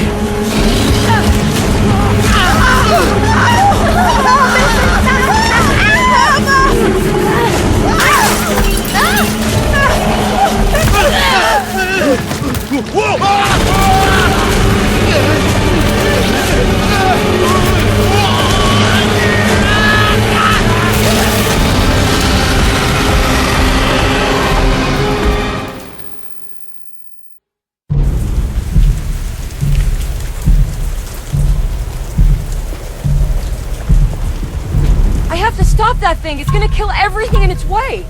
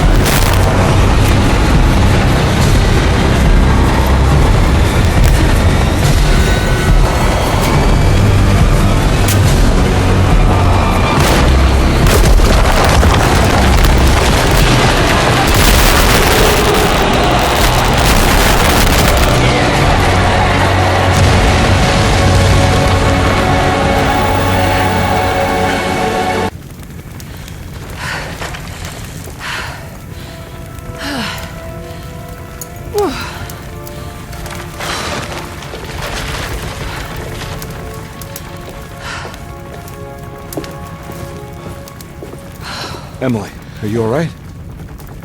I don't understand anything that just happened. What was that? The whole gang was a cult dedicated to something called the Black Goat of the Woods. I've been trying to gather as much information as I could. It was only after you started talking about monsters that I thought maybe there was some truth to all the nonsense I was finding. Where's Jeremy? Uncle! Are you alright? Everything is out of order. This isn't the way the story goes. I shouldn't be alive. Don't say that. You made it out. Be happy. Okay?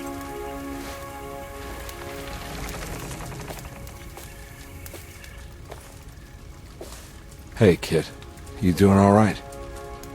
It wasn't what I expected, but you can't always get what you want.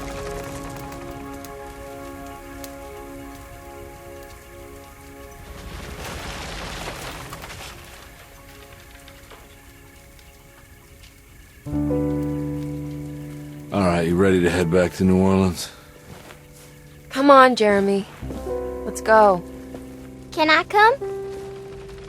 Don't leave her. You have to take her to Hell's Kitchen. What on earth are you talking about?